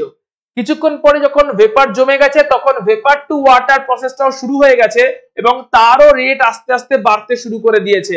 অর্থাৎ কিছুক্ষণ টাইম পরে ব্যাকওয়ার্ড প্রসেসটারও রেট বাড়তে শুরু করে দিয়েছে, কারণ ভেপারও তৈরি হওয়া শুরু করেছে, ভেপার আবার কনডেন্স করে জলে আসতে শুরু করে দিয়েছে। একটা টাইমের পরে কি দেখতে পাওয়া যাবে? যখন ইকুইলিব্রিয়াম অ্যাচিভড হচ্ছে বলছি, তখন কি দেখতে পাওয়া যাবে? Rate of evaporation is equal to rate of condensation. মানে একটা টাইম আসবে, একটা স্টেডি স্টেট টাইম আসবে, যে স্টেডি স্টেট টাইমটাতে আমরা কি দেখবো? যে রেটে ইভাপোরেশন হচ্ছে সেম রেটেই কনডেনসেশন হচ্ছে। অবজারভেশন কি থাকবে? এটা তো এক্সপ্রেশনটা দিলাম। অবজারভেশন তুমি কি দেখবে? তুমি যদি এক্সপেরিমেন্টটা করো, তুমি অবজারভেশন এটা দেখবে যে কিছুক্ষণ পরে, কয়েকদিন হয়ে গেছে, জলের লেভেল, যেটাতে ঢাকনা লাগানো আছে, ক্লোজ সিস্টেম বানানো আছে, যেটা ঢাকনা লাগানো আছে, সেখানে জলের লেভেল আর নামছে না, জলের লেভেল আর নামছে না। কিছু দূর নেমেছিল, তারপরে এক জায়গাতেই ফিক্সড হয়ে গেছে। তোমার কি মনে হবে যে জল আর ইভাপোরেশন হচ্ছে না, জলের ইভাপোরেশন বন্ধ হয়ে গেছে? তুমি এক্সপ্লেনেশন কেমন ভাবে দেবে, বা যে কোনো নন সায়েন্টিফিক পার্সন কেমন করে এক্সপ্লেনেশনটা দেবে? বলবো উপরে তো ঢাকনা লাগানো আছে, ভেপারটা তো বেরোতে পারছে না, তাই জলটাও আর ভেপার হতে পারছে না। জলটা এক জায়গায় খানিকটা ভেপার হয়েছে, কিছু দূর অব্দি জলের মার্কিংটা নেমেছে, আর জলের লেভেলটা নেমে যাওয়ার পরে এক জায়গায় গিয়ে জলের অ্যামাউন্টটা ফিক্সড হয়ে গেছে। অর্থাৎ জল আর ভেপার হতে পারছে না, কারণ উপরে ঢাকনা লাগানো আছে। এটা একজন নন সায়েন্টিফিক পার্সন বা ইনসায়েন্টিফিক পার্সন এরকম একটা এক্সপ্রেশন দেবে। বাট বিং সায়েন্টিফিক পার্সন বা বিং সায়েন্টিফিক স্টুডেন্ট, তুমি জানো কি হচ্ছে? ওখানে প্রসেস থেমে যায়নি, জলের ভেপার হওয়া বন্ধ হয়ে যায়নি, রাদার জল যে রেটে ভেপার হয়েছে, ওই সেম রেটে ভেপার আবার কনডেন্স করে জল হয়েছে। অর্থাৎ ডাইনামিক একটা স্টেডি স্টেট অ্যাচিভ হয়ে গেছে, যেখানে জল to vapour and vapour to water, এই পুরো প্রসেসটা ডাইনামিক্যালি চলছে, কিন্তু ইকুয়াল রেটে চলছে বলে অ্যাপারেন্টলি মনে হচ্ছে জল আর ভেপার হচ্ছে না, জলের অ্যামাউন্ট আর কমছে না, আর অ্যাপারেন্টলি মনে হচ্ছে ভেপারও আর জলে ব্যাক করছে না, কারণ ভেপারের অ্যামাউন্ট আর বাড়ছে না। এটা অ্যাপারেন্ট মনে হওয়া। অ্যাকচুয়ালটা কি? দুটোই সেম ইকুয়াল রেটে হচ্ছে, দুটোই সেম ইকুয়াল রেটে হচ্ছে। ইকুয়াল রেটে হচ্ছে তাই কারোর অ্যামাউন্টে কোনো চেঞ্জ হচ্ছে না, কারোর কনসেন্ট্রেশনে কোনো চেঞ্জ হচ্ছে না। So this are few examples of physical equilibrium. আরেকটা এক্সাম্পল দেখছি ডিসলিউশন, গুলে যাওয়া। এটা এই এক্সাম্পলটা আমরা প্রত্যেকে এর সঙ্গে হ্যাবিচুয়েটেড। কি হচ্ছে হ্যাবিচুয়েটেড কেমন ভাবে দেখো, ভালো করে দেখো। ধরো তুমি শরবত বানাচ্ছ, শরবত যখন বানাচ্ছ তুমি জল নিয়েছো, জলের মধ্যে চিনি দিয়েছো, চিনিকে গুলছো, চিনিকে স্টারিং করছো আর নাড়াচ্ছো আর গুলে দিচ্ছ। চিনিটাকে যখন তুমি স্টারিং করছো, নাড়াচ্ছো আর গুলে দিচ্ছ, এরকম একটা সিচুয়েশন হয়ে গেছে, তখন কি হচ্ছে যে চিনি আস্তে আস্তে ডিজলভ হয়ে যাচ্ছে। তাহলে ফরওয়ার্ড প্রসেস কোনটা হলো? ফরওয়ার্ড প্রসেস হলো যে জল প্লাস চিনি মিলে তারা সলিউশন তৈরি করছে, জল প্লাস চিনি ডিসলিউশন হচ্ছে, দিয়ে সলিউশন তৈরি করছে। তাহলে এখানে ফরওয়ার্ড প্রসেসটা হয়ে যাচ্ছে যে water is the solvent plus sugar is the solute and তারা মেকিং হচ্ছে একটা সুগার সলিউশন। এটা হচ্ছে আমার প্রোডাক্ট, সুগার সলিউশনটা হচ্ছে প্রোডাক্ট, আর রিঅ্যাক্ট্যান্ট হচ্ছে water being solvent and sugar being solute. এটা হচ্ছে আমার রিঅ্যাক্ট্যান্ট, প্রোডাক্ট তৈরি হচ্ছে, সলিউশন স্টারিং করছি, সলিউশন প্রোডাক্ট তৈরি হচ্ছে। এই পুরো প্রসেসটাকে আমরা বলি ডিসলিউশন। আচ্ছা, তাহলে শুরুতে কোন এই ফরওয়ার্ড প্রসেসের রেট কি বেশি? হ্যাঁ, অবভিয়াসলি শুরুতে এই ফরওয়ার্ড প্রসেসের রেট বেশি, কারণ শুরুতে আমি প্রচুর চিনিও দিয়েছি, শুরুতে প্রচুর জলও আছে, আর চিনিটা জলে ডিজলভ হয়নি শুরুতে, তার মানে জলের মধ্যে ডিজলভ হওয়ার প্রচুর জায়গা আছে। শুরুতে জলও আছে, শুরুতে চিনিও আছে, দুটোই বেশি বেশি অ্যামাউন্টে আছে, ম্যাক্সিমাম অ্যামাউন্টে আছে, এবং শুরুতে জলের মধ্যে একটুও চিনি ডিজলভ হয়নি, সেই কারণে চিনি ডিজলভ হওয়ার প্রচুর ক্যাপাসিটিও জলের মধ্যে আছে। তো স্টারিং শুরু করেছো, একদম শুরুতে প্রচুর ফাস্ট ডিজলভ হয়ে যাচ্ছে। নিশ্চয়ই অবজার্ভ করেছো যে শুরুর ধরো 3 চামচ চিনি দিয়েছে 1 গ্লাস জলে, প্রথম খানিকটা চিনি ফটাফট গুলে যায়, লাস্টের দিকে চিনিটা আর গুলতেই চাইছে না, একটুখানি করে নিচে রয়ে যাচ্ছে। নিশ্চয়ই এটা জেনারেল লাইফে, ডেইলি লাইফে অবজার্ভ করেছো যে কিছুটা চিনি লাস্টের দিকে, কিছুটা চিনি গুলতে অনেকক্ষণ ধরে ঘাঁটিয়ে যাচ্ছি। শুরুতে তো চিনিগুলো ফটাফট গুলে যাচ্ছিল, কিন্তু যত লাস্টের দিকে আসছে তত চিনি গুলতে চাইছে না, তত অনেক ঘাঁটাতে হচ্ছে, অনেকক্ষণ ঘাঁটাতে হচ্ছে, 2, 4, 5 দানা করে চিনি নিচে দেখতে পাচ্ছ রয়েই যাচ্ছে। তো আমি ধরলাম এরকম করে তুমি ডিজলভ করা শুরু করেছো। ইনিশিয়ালি ওয়াটার বেশি ছিল, সুগারও বেশি ছিল, এন্ড ইনিশিয়ালি সেই জন্য স্টারিং এর থ্রু দিয়ে ডিসলিউশন প্রসেসও প্রচুর ফাস্ট হচ্ছিল। ডিসলিউশন প্রসেসটা হচ্ছে এখানে ফরওয়ার্ড প্রসেস, যেটা কিনা প্রচুর ফাস্ট হচ্ছে। এবারে যত টাইম যাচ্ছে ডিসলিউশন হচ্ছে, সলিউশনটা আস্তে আস্তে স্যাচুরেটেড হয়ে যাওয়ার দিকে এগোচ্ছে। ডিসলিউশন হচ্ছে এবং তার জন্য সলিউশনটা আস্তে আস্তে স্যাচুরেটেড হয়ে যাবে, এরকম সিচুয়েশন এসে গেছে। কি হচ্ছে তখন?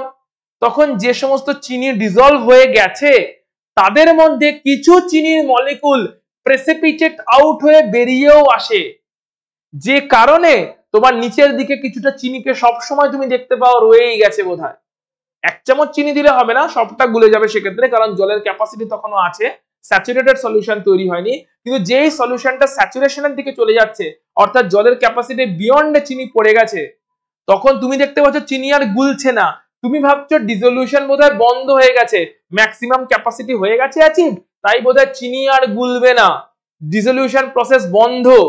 না, অ্যাকচুয়ালি ডিসলিউশন প্রসেসটা তখনও চলছে, বাট যে রেটে ডিসলিউশন প্রসেস চলছে সেম রেটে কি হচ্ছে, গুলে যাওয়া চিনি থেকে বেশ কিছু চিনির মলিকুল প্রেসিপিটেট আউট হয়ে বাইরে বেরিয়ে আসা শুরু করে দিচ্ছে। তাই নিচে আমি সবসময়ের জন্য কিছুটা চিনি পড়ে থাকতে দেখছি। ওই যে চিনিটা পড়ে থাকতে দেখছি, ওই চিনিটা সবটাই এরকম নয় যে সবটাই না গুলে যাওয়া চিনি।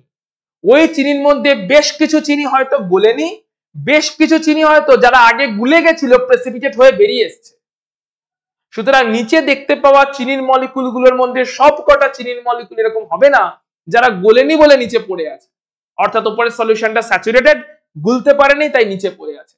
এরকম বেশ কিছু মলিকুল থাকবে, সুগার মলিকুল থাকবে, যারা গুলতে পারেনি এখনো তাই তারা নিচে পড়ে আছে, আর যারা গুলে গেছিল, ডিজলভ হয়ে গেছিল, কিন্তু প্রেসিপিটেট হয়ে বাইরে বেরিয়ে এসছে আর নিচে পড়েছে, নিচে জমে আছে। আমি তো চিনি দেখে বুঝতে পারছি না কোন চিনির মলিকুলটা ভাই এখনো গুলতে পারেনি আর কোন চিনির মলিকুলটা প্রেসিপিটেট হয়ে বেরিয়ে এসছে, এটা তো আমার পক্ষে বোঝা সম্ভব নয় না ফিজিক্যালি নেকেড আইতে। কিন্তু মলিকুলার লেভেলে ইকুইলিব্রিয়াম যখন অ্যাচিভড, কখন ইকুইলিব্রিয়াম অ্যাচিভড? যখন স্যাচুরেটেড সলিউশন হয়ে গেছে। তাহলে এখানে ব্যাকওয়ার্ড প্রসেসটা দাঁড়াচ্ছে হচ্ছে সলিউশন থেকে সুগার প্রেসিপিটেট হওয়া শুরু করেছে, এন্ড অবভিয়াসলি যে জলটা ছিল সেই জলটা আলাদা হয়ে যাচ্ছে। সলিউশন থেকে সুগার প্রেসিপিটেট হওয়া শুরু করেছে এবং জলটা আলাদা হয়ে যাচ্ছে, অর্থাৎ চিনি নিচে পড়ে যাচ্ছে, জল উপরে রয়ে যাচ্ছে। সো ফরওয়ার্ড প্রসেস যদি ডিসলিউশন হয়, water plus sugar giving the solution, backward process হবে precipitation, solution is precipitating out as sugar and water. Dissolution is the forward process, precipitation is the backward process. শুরুতে ডিসলিউশনের rate fast ছিল, কারণ শুরুতে sugar এবং water প্রচুর বেশি ছিল। আস্তে আস্তে টাইম যত গেছে তখন প্রেসিপিটেশন শুরু হচ্ছে, অর্থাৎ ডিসলভড হয়ে যাওয়া সুগার সে প্রেসিপিটেট হয়ে বেরোতে শুরু করছে। একটা সময় আসছে যখন স্যাচুরেশন পয়েন্ট এসে গেছে, তখন একটা ইকুইলিব্রিয়াম অ্যাচিভড হচ্ছে, যেটা একটা ডাইনামিক স্টেডি স্টেট, যে অবস্থায় যে রেটে কিছু সুগার মলিকুল ডিসলভ হচ্ছে, সেম রেটে কিছু ডিসলভড হয়ে থাকা সুগার মলিকুল প্রেসিপিটেট আউট হয়ে বেরিয়ে আসছে। এন্ড ওই স্টেজটাতে আমাদের অ্যাপারেন্ট ফিলিং হচ্ছে ডিসলভ আর হচ্ছে না, অ্যাকচুয়ালি ডিসলভ হচ্ছে কিন্তু প্রেসিপিটেটও হচ্ছে। দেখে মনে হচ্ছে আর কিছুই তো চেঞ্জ হলো না, ডিসলভ আর হচ্ছে না, নিচে চারটে চিনির দানা পড়েই রয়েছে সবসময়, কারণ solution saturated, and solution saturated হওয়ার জন্য ইকুইলিব্রিয়াম অ্যাচিভড হয়ে গেছে। আমি বাইরে থেকে দেখে বলছি চারটে চিনির দানা সবসময় পড়েই আছে শরবতের তলাতে, তার কারণ আমার মনে হচ্ছে বোধহয় আর গুলছে না, গোলা বন্ধ হয়ে গেছে, ডিসলিউশন বন্ধ হয়ে গেছে।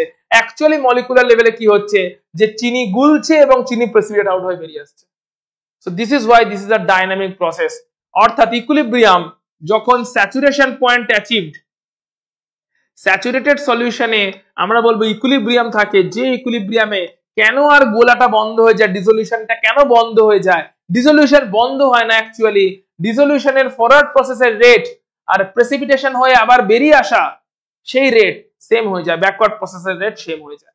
অর্থাৎ ইকুইলিব্রিয়ামটা তখনই অ্যাচিভড হচ্ছে স্যাচুরেটেড সলিউশনে, যখন ডিসলিউশনের রেট আর প্রেসিপিটেশনের রেট সেম টু সেম হয়ে যাচ্ছে। যতক্ষণ সেম হচ্ছে না ততক্ষণ পর্যন্ত ডিসলিউশনটা চলছিল, স্লো হলেও চলছিল। প্রথম দিকে ফাস্ট চলছিল, পরে স্লো চলছিল, কিন্তু চলছিল। পরে পরে কি হচ্ছে, একটা সময় গিয়ে আর চলছে না। এর আর একটা প্র্যাকটিক্যাল এক্সাম্পল দিচ্ছি। প্রত্যেকে টাইট্রেশন করেছো ল্যাবরেটরিতে? একটু বলো তো দেখি আমাকে, টাইট্রেশনের কি একটা দুটো ক্লাসেসও করেছো? নন্দিনী তো করেছো ডেফিনেটলি, চৈতি বা অদ্রিজা তোমরা একটু বলো। না, আমাদের এখনো করা হয়নি। করায়নি? করতে দেখেছিস তোরা 12 করছে বা কখনো? একটা বিউরেট থাকে, বিউরেট থেকে জল পড়তে থাকে বা কোনো সলিউশন পড়তে থাকে, দেখেছিস কখনো? যখন টাইট্রেশন হবে খেয়াল করবি, দেখ একটা ফিজিক্যাল ইকুইলিব্রিয়ামের এক্সাম্পল দিচ্ছি, কেমিক্যালটাতে যাওয়ার আগে। টাইট্রেশন যখন হবে একটা বিউরেট নেওয়া হয়, বিউরেটের নিচে একটা স্টপকক থাকে, বিউরেট কিছুই না, একটা পাইপের মতন লম্বা একটা কাঁচের পাইপ, ধরে লম্বা একটা কাঁচের পাইপ, যার নিচে একটা স্টপকক আছে। স্টপককটা দিয়ে ওই বিউরেটের মধ্যে ধর কোনো জল বা কোনো সলিউশন আমি ঢেলেছি, ওই স্টপককটা দিয়ে কন্ট্রোল করা যায়। অর্থাৎ স্টপককটা যদি খুলে দিই, যা উপরে ঢেলেছি সেই সলিউশনটা নিচে পড়তে থাকবে বিউরেট দিয়ে ফোঁটা ফোঁটা করে। আর স্টপকক যদি বন্ধ করে দিই, তাহলে বিউরেটের মধ্যে যে সলিউশনটা ঢেলেছি ওটা আটকে থাকবে, পড়বে না, কারণ নিচে ঢাকনা দিয়ে বন্ধ করে দিচ্ছি। স্টপককটা কিছুই না, একটা ট্যাপের মতন কাজ করে। সো স্টপককটা হচ্ছে ট্যাপ, ওই ট্যাপটা ওপেন করলে উপরে যা জল আছে সেটা পড়বে, ট্যাপটা ক্লোজ করে দিলে জল পড়া বন্ধ হয়ে যাবে। এবার ধর একটা এক্সপেরিমেন্ট, যখন বিউরেট নিয়ে কাজ করবি স্কুলে, টাইট্রেশন করাবে, তখন একটা কাজ করবি, একটা এক্সপেরিমেন্ট করবি, তাহলে নিজেই বুঝতে পারবি আরো ইকুইলিব্রিয়ামের পয়েন্টটা। তখন কি হচ্ছে, বিউরেট থেকে তুই ওপর থেকে জল ঢেলেছিস, স্টপককটা বন্ধ করে দিয়েছিলি, প্রথমে ট্যাপটা বন্ধ ছিল, দিয়ে জল ঢেলেছিস, দিয়ে স্টপককটা খুলে দিয়েছিস। যখনই খুলে দিয়েছিস তুই অবজার্ভ করবি, যখন জল পুরো ভর্তি ছিল বিউরেটে, তখন নিচ দিয়ে ফুল খুলে দিয়েছিস, নিচ দিয়ে হু হু করে জল বেরিয়ে যাচ্ছে, ফোঁটা ফোঁটা করে বেরোচ্ছে না, খুব ফাস্ট জল বেরিয়ে যাচ্ছে। তুই কিছুই করিসনি, খোলা রয়ে গেছে, কিন্তু যত বিউরেট থেকে জলের হাইট কমছে, তত দেখবি নিচ থেকে জল বেরোনোর রেটও কমছে। প্রথমে হুড়হুর করে বেরোচ্ছিল, আস্তে আস্তে ফোঁটা ফোঁটা করে বেরোনো শুরু হয়েছে। যত আরো জলের হাইট কমছে, নিচ থেকে জল বেরোনোর রেটও আরো কমছে। অর্থাৎ যেটুকু জল আছে, স্টপককটা ফুল ওপেন, এরকম তো হতেই পারতো, যতক্ষণ জল আছে সে স্পিডে বেরিয়ে যাবে, এরকম তো হতেই পারতো, কিন্তু এটা হয় না। হয় কি, যতক্ষণ জল একদম বেশি ছিল তখন প্রচুর স্পিডে জল বেরোচ্ছিল, অর্থাৎ ফল অফ ওয়াটার এর রেট প্রচুর হাই ছিল, যখন জল বিউরেটের মধ্যে অনেক বেশি ছিল। যখন জল বিউরেটের মধ্যে কমতে শুরু করে দিচ্ছে, ফল অফ ওয়াটারের রেটও অটোমেটিক্যালি কমে যাচ্ছে, ফোঁটা ফোঁটা করে জল পড়ছে। যখন একদম নিচের দিকে চলে এসছে জলের লেভেল, তখন খুব স্লোলি ফোঁটা ফোঁটা করে জল পড়ছে, দেখে মনে হচ্ছে যেন নিজে থেকে পড়তেই চায় না, একটা টাইম আসে যে টাইমে বিউরেটের মধ্যে জল রয়ে গেছে, তার উপরে গ্র্যাভিটি অ্যাক্ট করছে, তাকে ফেলে দিতে চাইছে, কিন্তু স্টিল সেই জল আর বেরোচ্ছে না, বিউরেটের মধ্যে আটকে রয়ে গেছে। এরকম একটা সিচুয়েশন আসে। নন্দিনী তুমি বলো, তোমার এক্সপেরিয়েন্স থাকবে এখানে, আসে কিনা? নন্দিনী, এই অবজারভেশনটা তুমি করেছো কি করোনি বলো? স্যার আমি এটা করেছি, আমি এটা অবজার্ভও করেছি। তার মানে সিচুয়েশনটা হচ্ছে যখন জল অনেক বেশি তখন জলের ফ্লোয়ের রেটও অনেক বেশি নিচের দিকে গ্র্যাভিটির আন্ডারে। জল যত কমছে ফ্লোয়ের রেটও কমছে, কোনো ইনফ্লুয়েন্স নেই আলাদা করে বাইরে থেকে। তুমি স্টপককে যে আধা বন্ধ করে দিয়েছো এরকমও করনি, স্টপকক ফুল ওপেন, স্টপকক বা ট্যাপ যেটাকে বলছো এটা ফুল ওপেন আছে, কোনো পার্শিয়াল ক্লোজ হয়ে গেছে, কিচ্ছু হয়নি। বাট জল যখন ভর্তি তখন জলের পড়ার রেটও অনেক বেশি, জল আস্তে আস্তে কমছে, জলের পড়ার রেটও কমছে, জল আস্তে আস্তে অনেক কমে গেছে, জলের ফ্লোয়ের রেটটাও কমে যাচ্ছে। জল একটা সময় আসে যখন ইকুইলিব্রিয়াম অ্যাচিভড হয়ে যায়। কার কার মধ্যে ইকুইলিব্রিয়াম অ্যাচিভ হয়? অ্যাটমসফিয়ারিক প্রেসার আর গ্র্যাভিটি। অ্যাটমসফিয়ারিক প্রেসার জলটাকে পড়া থেকে আটকাচ্ছে, যেটা বিউরেটের তলায় কাজ করছে, যেটা জলকে পড়াটাকে আটকাচ্ছে। অ্যাটমসফিয়ারিক প্রেসার, উপর থেকে আসে গ্র্যাভিটি, গ্র্যাভিটি মানে জলের ওজন, এমজি। ফিজিক্সের ভাষায় বলতে গেলে জলের যে ওজন যার উপরে গ্র্যাভিটেশনাল অ্যাক্সেলারেশন কাজ করছে into mass, that is MG. এই এমজি ফোর্স যেটা উপর থেকে কাজ করছে আর নিচ থেকে যে অ্যাটমসফিয়ারিক প্রেসারটা কাজ করছে যেটা ফ্লোটাকে আটকাচ্ছে, এই দুটো বেসিক্যালি ইকুয়াল হয়ে গেছে একটা পয়েন্টে, কারণ মাসটা আস্তে আস্তে কমে গেছে, সো এমজিও আস্তে আস্তে কমে গেছে। এমজি কমে যাওয়ার জন্য যে রেটে জলটা পড়ছিল সেই রেটটাকে আটকানোর মতন সাফিসিয়েন্ট অ্যাটমসফিয়ারিক প্রেসার একসময় চলে এসেছে। তার মানে কি শুরুতে অ্যাটমসফিয়ারিক প্রেসার ছিল না? ডেফিনেটলি ছিল, কিন্তু শুরুতে এমজির ভ্যালু অনেক বেশি ছিল, ফরওয়ার্ড প্রসেসটার ভ্যালু অনেক বেশি ছিল, তাই ফরওয়ার্ড প্রসেসটা প্রচুর ফাস্ট হচ্ছিল। আস্তে আস্তে টাইম গেছে, ফরওয়ার্ড প্রসেসের রেট কমেছে এন্ড আটকানোর রেট বেড়েছে, তাই জল আস্তে আস্তে পড়া শুরু হয়েছে। একটা টাইম এসে যখন জল আছে তারপরে গ্র্যাভিটি অ্যাক্ট করছে, স্টিল জল পড়ছে না, তার কারণ সেই মোমেন্টে অ্যাটমসফিয়ারিক প্রেসার আর gravitational force that is MG, weight of the remaining water, এরা ইকুয়াল হয়ে গেছে, তাই সেই সময় জলটা পড়ছে না। So this are all examples of physical equilibrium. এখানে আমরা দেখলাম একটা ফিজিক্যাল ইকুইলিব্রিয়াম হয়েছে, এর একটা এক্সাম্পল বলছে, আর একটা এক্সপেরিমেন্টাল অবজারভেশন বলছে। অনেক সময় এখান থেকে কোয়েশ্চেন্স আসে, এমসিকিউ তো আসে বা সাবজেক্টিভেও আসে। কেমন কোয়েশ্চেন্স আসে? বলে দেয় যে একটা সুগার নিয়েছো, যে সুগারে দু রকমের সুগার মলিকুল নিয়েছো, একটা সুগার মলিকুল নরমাল কার্বন দিয়ে তৈরি, অন্য সুগার মলিকুলটা রেডিও অ্যাক্টিভ কার্বন দিয়ে তৈরি। দু রকমের সুগার একসাথে নিয়েছো তুমি। প্রথমে তুমি নরমাল সুগার মলিকুলকে ঢেলেছো এন্ড গুলে দিয়েছো, তাহলে নরমাল সুগার মলিকুল দিয়ে পুরো সলিউশনটা তৈরি হয়ে গেছে, স্যাচুরেটেড সলিউশন তৈরি হয়ে গেছে, এবং কিছুক্ষণ বাদে স্যাচুরেটেড সলিউশন তৈরি হয়ে গেছে, মানে আমি এক্সপেক্ট করছি এই ইকুইলিব্রিয়ামটাও এস্টাবলিশড হয়ে গেছে। অর্থাৎ একটা টাইমের পরে যে রেটে ডিসলভ হয়েছিল সেম রেটেই আবার মলিকুল বাইরে বেরিয়ে এসে প্রেসিপিটেট হয়ে পড়ে যাচ্ছে। এটা আমি এক্সপেক্ট করে নিচ্ছি যে এটা হয়েছে। এর প্রুফটা কি? সত্যি সত্যি কি হচ্ছে নাকি আমি বলছি শুধু স্যার বলছেন তাই, নাকি সত্যি সত্যি হচ্ছে? প্রুফটা কি? এর প্রুফের জন্য কি করা হয়, যখন স্যাচুরেটেড সলিউশন তৈরি হয়ে গেছে অর্থাৎ আর ডিসলভ হওয়া পসিবলই নয়, অ্যাপারেন্টলি আমরা তাই বলবো না আর গুলবে না, কারণ স্যাচুরেটেড হয়ে গেছে, যা যা গোলার গুলে গেছে, আর গুলবে না। যদি সত্যি আর না গুলতো, অর্থাৎ পুরোপুরি ভাবে ইনিশিয়ালি যতটা সুগার গোলার কথা, যতটা সুগার ডিসলভ হওয়ার কথা, টোটাল সুগার দিয়ে দিয়েছি, ইনিশিয়ালি টোটাল সুগার ডিসলভ হয়ে গেছে, নিচে কিছু এক্সট্রা সুগার পড়ে আছে, আমি বুঝতে পারছি যে আর ডিসলভ হওয়া পসিবল নয়, কমপ্লিট স্যাচুরেটেড সলিউশন। এই অবস্থায় আমি কিছুটা রেডিও অ্যাক্টিভ সুগার অ্যাড করলাম, যার কার্বনটা রেডিও অ্যাক্টিভ ছিল। নরমাল সুগার দিয়েছিলাম, রেডিও অ্যাক্টিভ কার্বন অ্যাড করলাম। যদি সত্যি সত্যি ডিসলিউশন প্রসেস বন্ধ হয়ে গিয়ে থাকতো তাহলে রেডিও অ্যাক্টিভ সুগার কোনোদিনই ডিসলভ হতো না এবং সলিউশনটা কোনোদিনই রেডিও অ্যাক্টিভ হতো না। অবজারভেশন কি পাওয়া যায়? কারণ স্যাচুরেটেড সলিউশন অ্যাচিভড হয়ে গেছে, নরমাল সুগার দিয়ে ফুল স্যাচুরেটেড, আর তো ডিসলভ হওয়ার জায়গায় নেই। এই অবস্থায় রেডিও অ্যাক্টিভ সুগার কেন, যাই সুগার দিই না কেন তার আর ডিসলভ হওয়ার কথা নয়, আর রেডিও অ্যাক্টিভ সুগারটা অ্যাড করেছি, এই অবস্থায় যদি আর সেই সুগার ডিসলভ না হয় তাহলে সলিউশনটারও রেডিও অ্যাক্টিভ হওয়ার কথা নয়, কারণ সলিউশনে তো রেডিও অ্যাক্টিভ সুগার আর ডিসলভ হওয়ারই কথা নয়। অবজারভেশন কি? অবজারভেশন পাওয়া যায় কিছুক্ষণের মধ্যেই সলিউশন রেডিও অ্যাক্টিভ হয়ে গেছে। সলিউশন রেডিও অ্যাক্টিভ হলো কেমন করে? আর তো সলিউশনে ডিসলভ হওয়ার জায়গায় ছিল না, সলিউশন রেডিওঅ্যাক্টিভ হয়ে গেছে, একটাই মানে ওই রেডিওঅ্যাক্টিভ সুগার ডিজলভ হয়েছে। রেডিওঅ্যাক্টিভ সুগার ডিজলভ হওয়ার জায়গা ছিল না, নর্মাল সুগারে ডিজলভ হচ্ছিল না, নর্মাল সুগারটাই নিচে পড়েছিল। নর্মাল সুগার যেটা নিচে পড়ে গেছে, নিচে পড়ে আছে, সেটা আর ডিজলভ হচ্ছে না, মানে কমপ্লিট স্যাচুরেটেড হয়ে গেছে। 1 ঘন্টা ধরে স্টারিং করেও আর ডিজলভ হচ্ছে না, মানে কমপ্লিট স্যাচুরেটেড নর্মাল সুগার দিয়ে। সেই নর্মাল সুগারওয়ালা স্যাচুরেটেড সলিউশনে রেডিওঅ্যাক্টিভ সুগার কেমন করে ডিজলভ হলো, যে কিছুক্ষণ পরে আমি দেখলাম সলিউশনটাই রেডিওঅ্যাক্টিভ হয়ে গেছে। একটাই কারণ, ওই রেডিওঅ্যাক্টিভ সুগার অর্থাৎ ডিসলিউশন প্রসেস বন্ধ হয়নি, স্ট্যাটিক ছিল না, ডাইনামিক ছিল। রেডিওঅ্যাক্টিভ সুগারও ডিজলভ হয়েছে, আর কিছু আগে থাকতে ডিজলভ হওয়া সুগার প্রেসিপিটেট আউট হয়ে বেরিয়ে এসেছে। এইভাবে ইকুইলিব্রিয়ামটা মেইনটেইন হয়েছে। তাই নিচে সবসময়ই কিছুটা সুগার মলিকুল আমি পড়ে থাকতে দেখছি, মানে ওটা ডিজলভড হচ্ছে না তা নয়, ওটা ডিজলভ হতে যাচ্ছে, আর ডিজলভ হয়ে থাকা কিছু মলিকুল বাইরে বেরিয়ে আসছে অ্যাজ প্রেসিপিটেশন। তাই এভিডেন্স হিসেবে দেখতে পাওয়া যায় যে কিছুক্ষণ পরে পুরো সলিউশনটাই আবার রেডিওঅ্যাক্টিভ হয়ে গেছে, মানে পুরো সলিউশনে রেডিওঅ্যাক্টিভ সুগার ডিজলভ হয়ে গেছে। রেডিওঅ্যাক্টিভ সুগার ডিজলভ হলো মানে ওই রেডিওঅ্যাক্টিভ সুগার ওই স্যাচুরেটেড সলিউশনের মধ্যে ডিজলভ হয়েছে, তবেই গিয়ে সলিউশন রেডিওঅ্যাক্টিভ হয়ে গেল।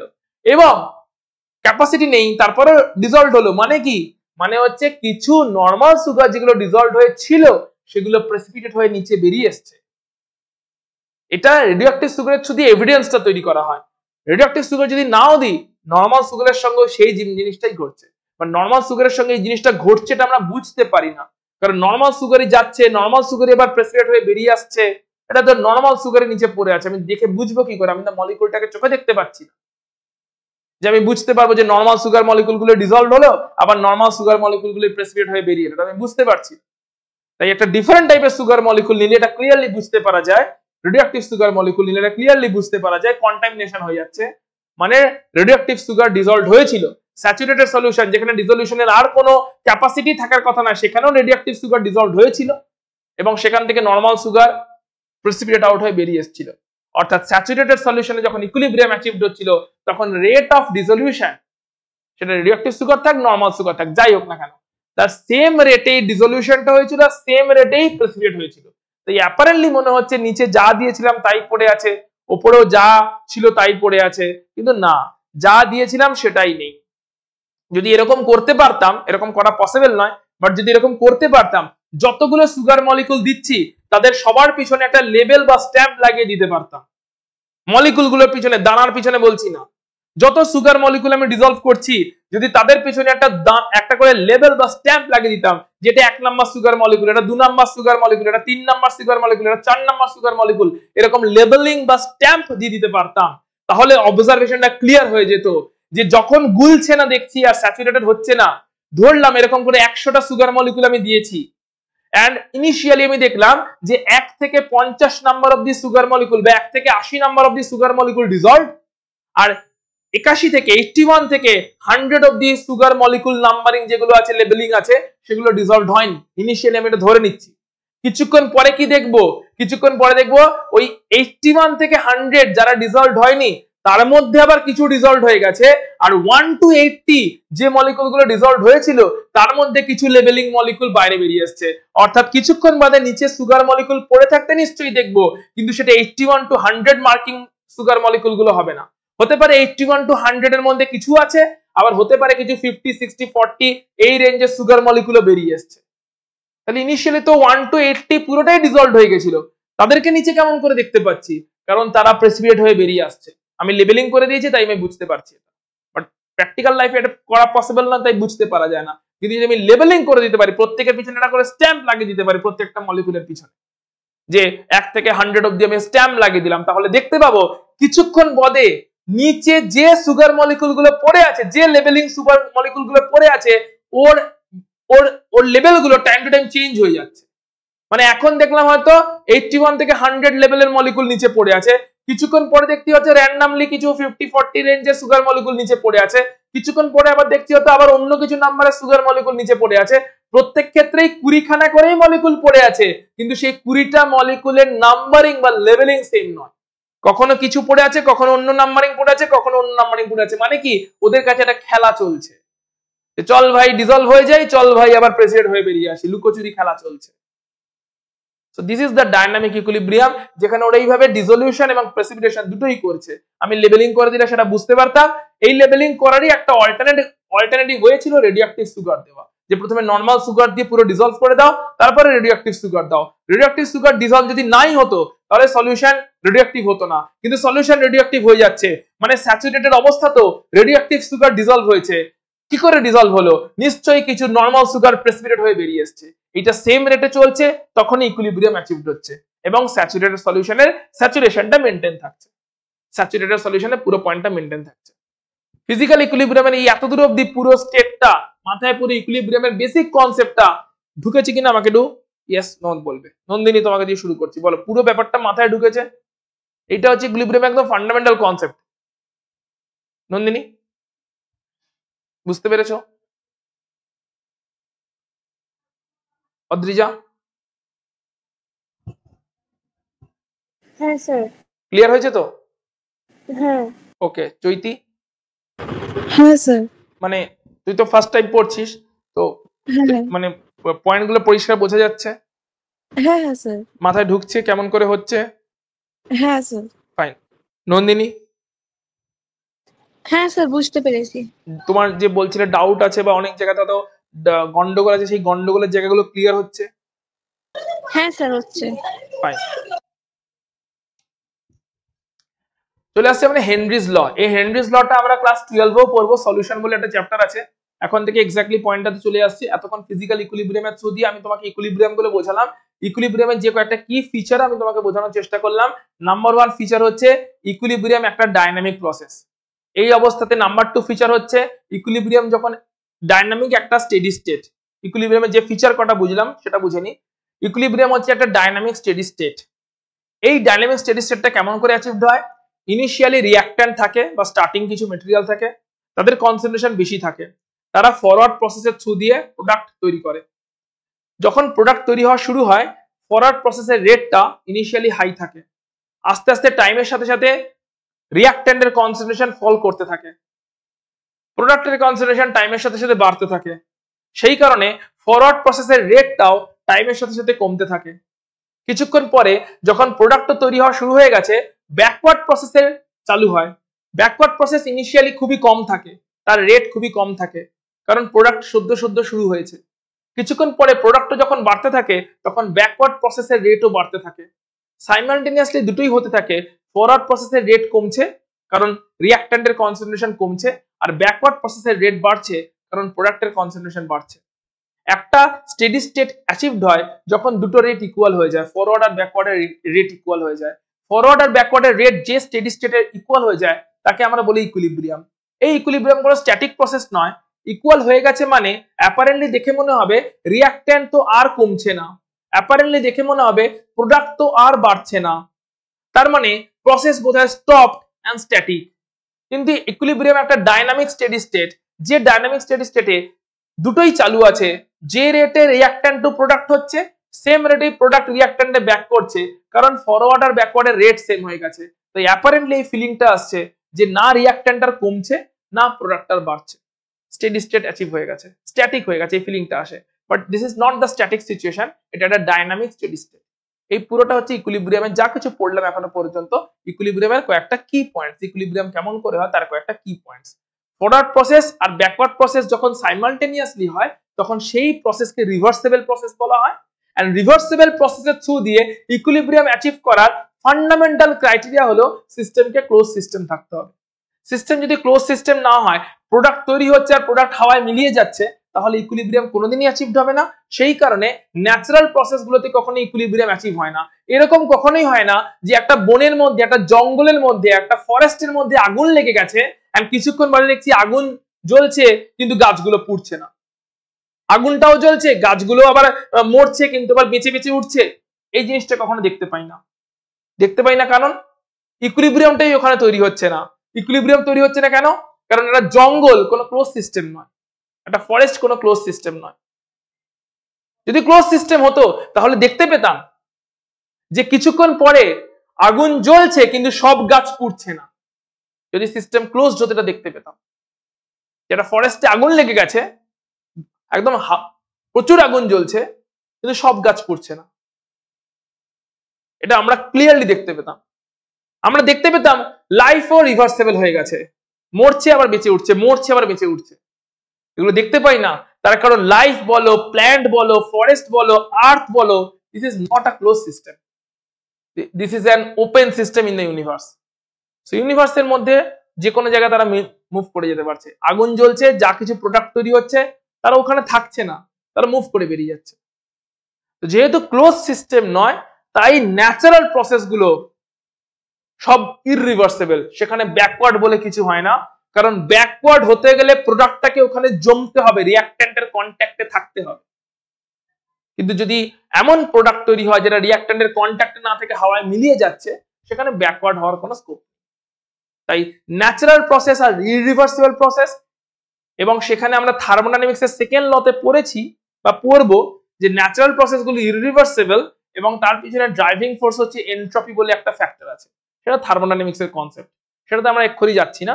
কিন্তু ন্যাচারাল প্রসেস যে ইররিভার্সিবল সেটা এখান থেকেও বুঝতে পারা যায়, থার্মোডাইনামিক্স থেকেও যেরকম বুঝতে পারা যায়, এখান থেকেও বুঝতে পারা যায় যে ন্যাচারাল গুলো ইররিভার্সিবল প্রসেস। তার কারণ ন্যাচারাল প্রসেসে সিস্টেমটা ক্লোজ থাকে না, আর প্রোডাক্টটা যতক্ষণ না রিঅ্যাকট্যান্টের কন্ট্যাক্টে থাকছে ইন আ ক্লোজ সিস্টেম, ততক্ষণ পর্যন্ত প্রোডাক্টের রিভার্স রিঅ্যাকশন করা পসিবল নয়। যতক্ষণ না ব্যাকওয়ার্ড প্রসেসটা হচ্ছে ততক্ষণ ইকুইলিব্রিয়াম অ্যাচিভড হওয়া পসিবল। তো ইকুইলিব্রিয়াম অ্যাচিভড হতে গেলে বাড়িতেও যে এক্সপেরিমেন্টটা করতে বললাম, দুটো হাফ গ্লাস করে কন্টেনারে জল নিও, একটাকে ওপেন রেখে দিও, একটাকে প্রপারলি ক্লোজ করে দিও, সেলোটেপ লাগিয়ে প্রপারলি ক্লোজ করে দিও, এন্ড বাইরে ট্রান্সপারেন্ট কন্টেনার নিও, তাহলে মার্কিং করতে পারবে। একটা বটলকে কেটে দিও মাঝখান থেকে, তাহলে বটলটাই একটা কন্টেনার হয়ে যাবে। দিয়ে বটলটাকে নিয়েও এক্সপেরিমেন্টটা করতে পারো, বটলগুলো যেহেতু ট্রান্সপারেন্ট হয়। একটাতে দেখবে টাইমের সাথে সাথে ইভাপোরেট করেই যাচ্ছে, কোনো ব্যাকওয়ার্ড প্রসেস পাচ্ছ না, এন্ড এক সময় পুরো ইভাপোরেট করে বেরিয়ে গেছে। অন্যটাতে কি দেখবে, ইভাপোরেট করছিল, জলের লেভেল কম ছিল, কিন্তু একটা টাইমে পরে আর কমছে না। So this is equilibrium. শুরু করছি এখন হেনরিজ ল।